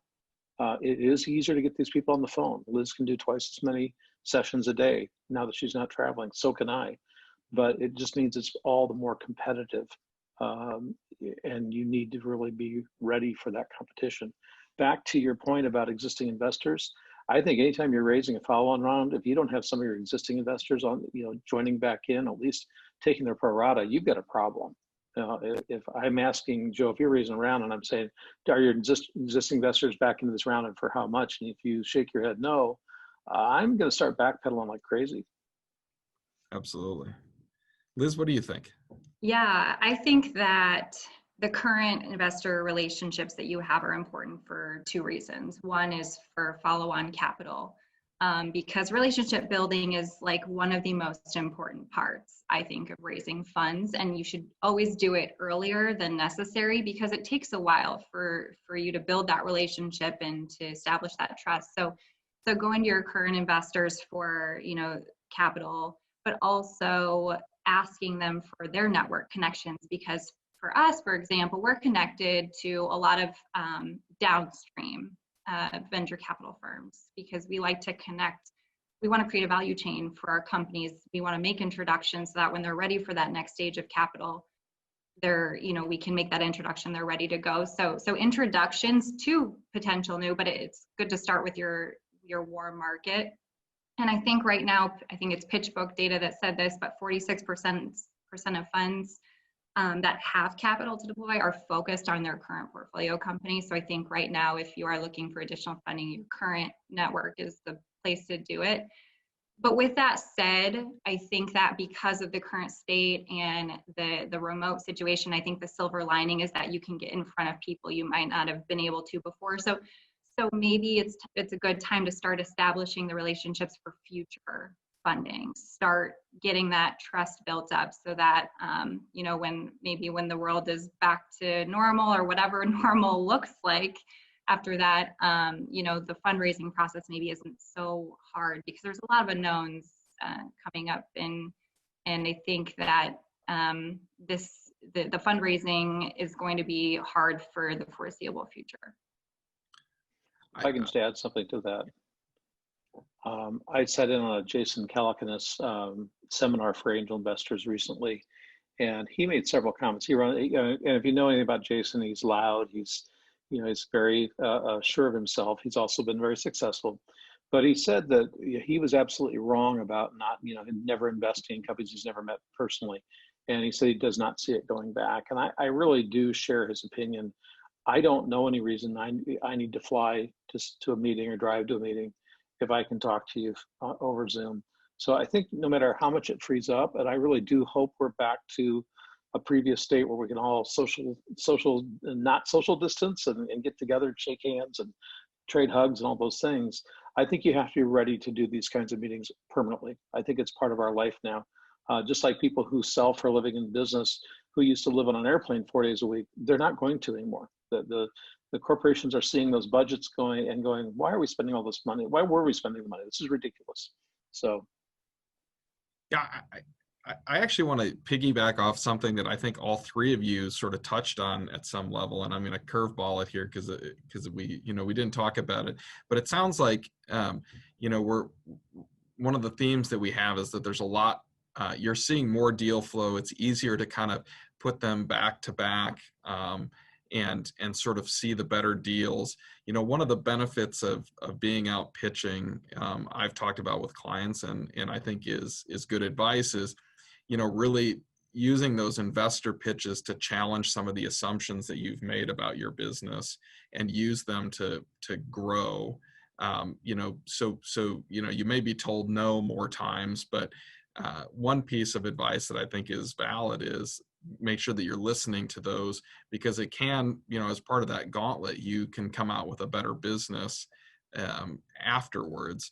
And I think if there's any theme of 2020, it's that, challenging our assumptions about what's possible and what's happened.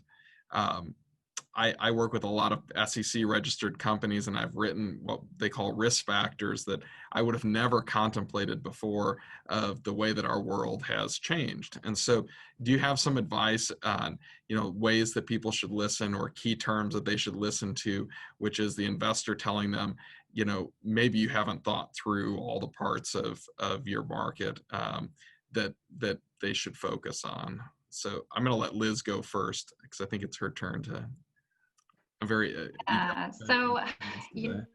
don't know that there's anything specific. I just know that coachability is huge, and if you're not willing to taste or ask even for feedback, if you're kind of stuck in, well, this is what we know and this is why we know it, and it just is the way that it is, well, you're talking with investors that should be experts in your market, or at least have some experience there, that they're probably asking you the questions for a reason. So if you don't know the answer, be very open about that. Be very transparent. Transparency and honesty are so important, especially now. So say that you don't know, but that be just open about the gaps and the skills that you don't have, but address how you will fill those, or maybe find answers to those, and look for ways, because I think for where we're at investing so early, there's a lot of unknowns and a lot of assumptions, but knowing how those will be addressed in the future are key. Absolutely.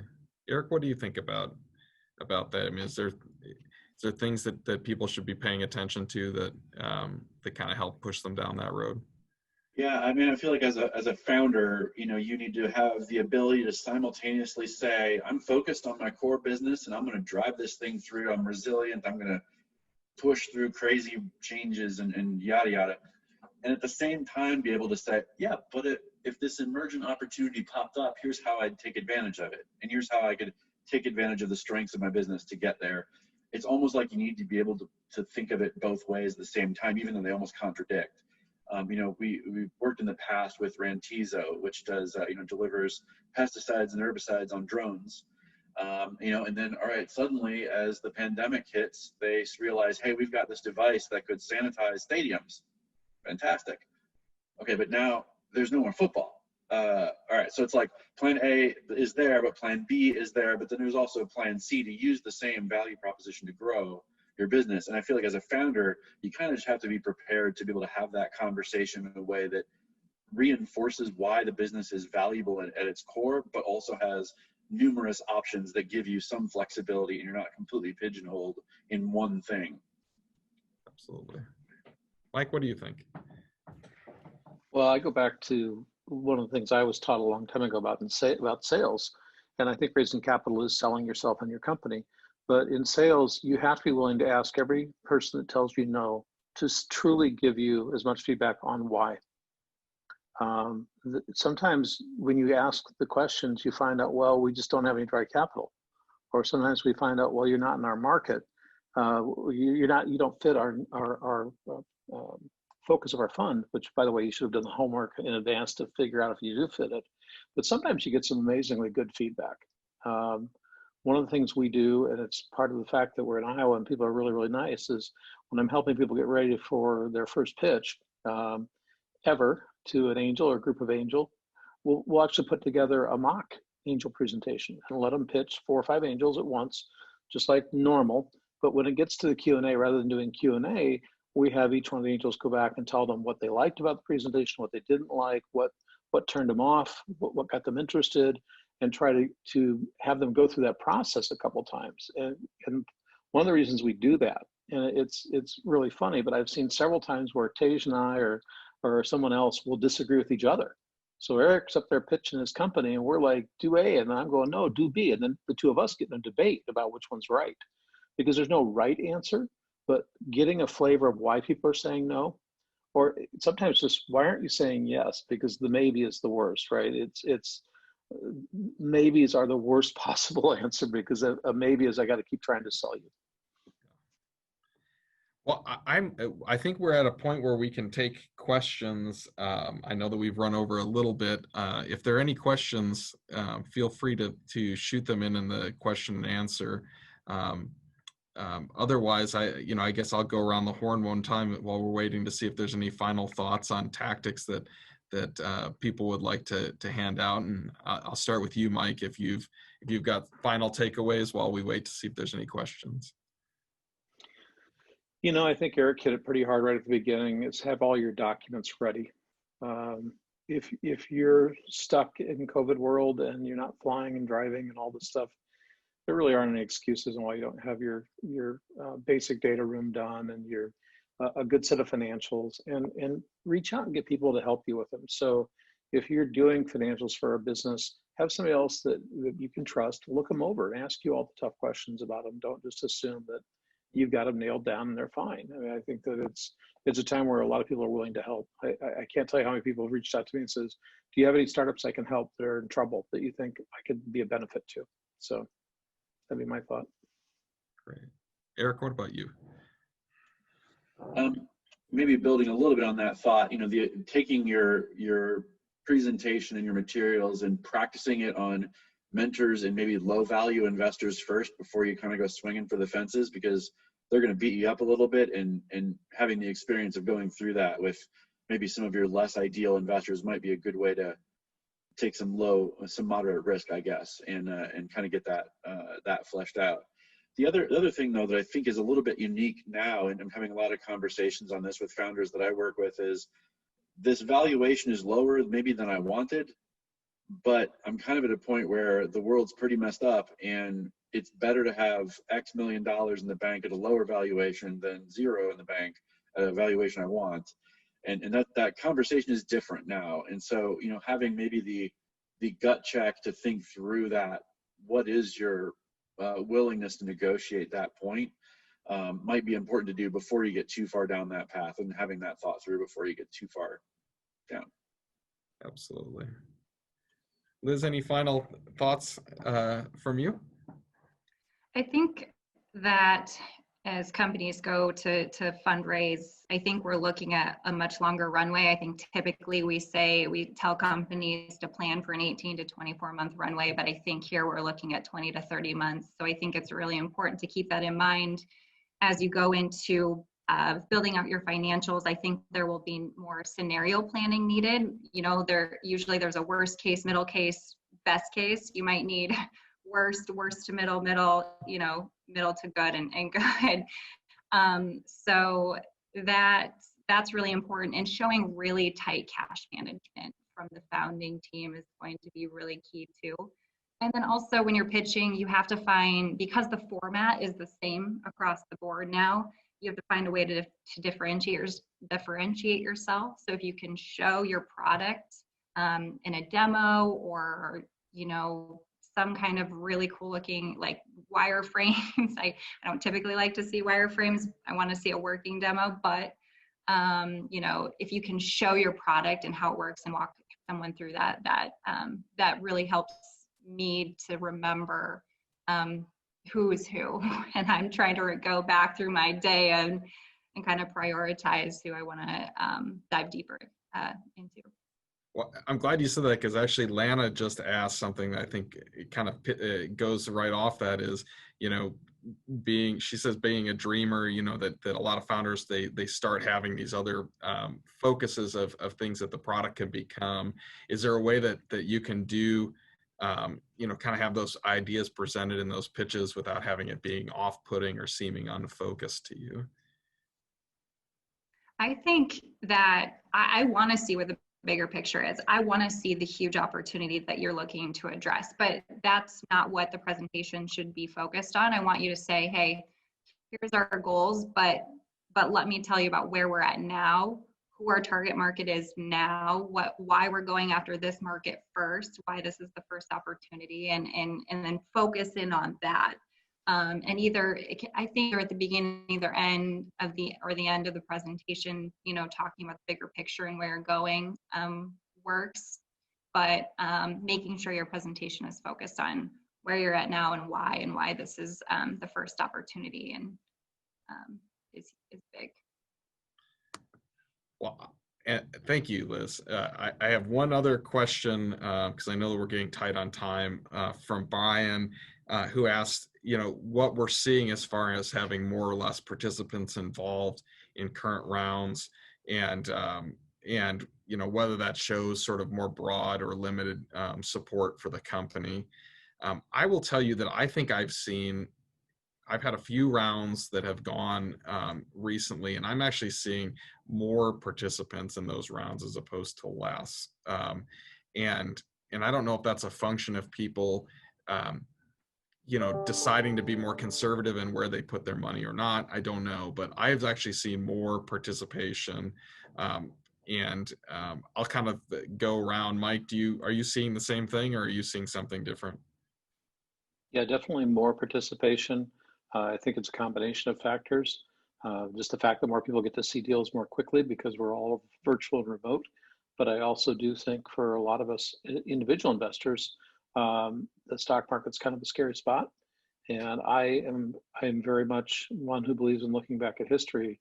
And angel investments made in late 2009 through 2011 were some of the best angel investment returns ever seen. So I personally think now is the time, and not just because valuation's low, that's not it. It's because there's massive new opportunities in the marketplace. Yeah. Eric, what do you think? I don't think I have anything to add to that, to be honest. Okay. The same way. Liz, anything to add, or should we throw it to Mike to end the afternoon? No, I agree with Mike on that. We are seeing more participants, and yeah, and I don't know that's, yeah, I agree with, I guess, Mike. I don't have anything else to add, I guess. Well, I want to thank all of you for participating, and for everyone on the call. I think that this has been really productive, and I appreciate the time that people have put into preparing for today. And so thank you. Give kind of a virtual thank you to all the people who have presented, and to Liz and Eric and Mike specifically. Thanks so much for having us. All right. Well, I just want to take 2 minutes before everybody leaves on me, and just to say thank you to a number of people. But most importantly, thank you to Allison Flaherty at LWBJ and Ryan Bratbold at Brown Winnick for all the work behind the scenes that didn't get seen today. Thank you both. You made this possible. To the speakers and panelists, thanks for your time. To your attendees, please thank you for showing up, but please complete the survey when we send it to you. We've got some good questions in there. We are really going to look at the answers. And one of those, as we mentioned at the beginning, is do we keep doing this? So with that, do not hesitate to reach out if you have any further questions. And with that, I'll end the call. Everybody have a wonderful, wonderful day. Thanks.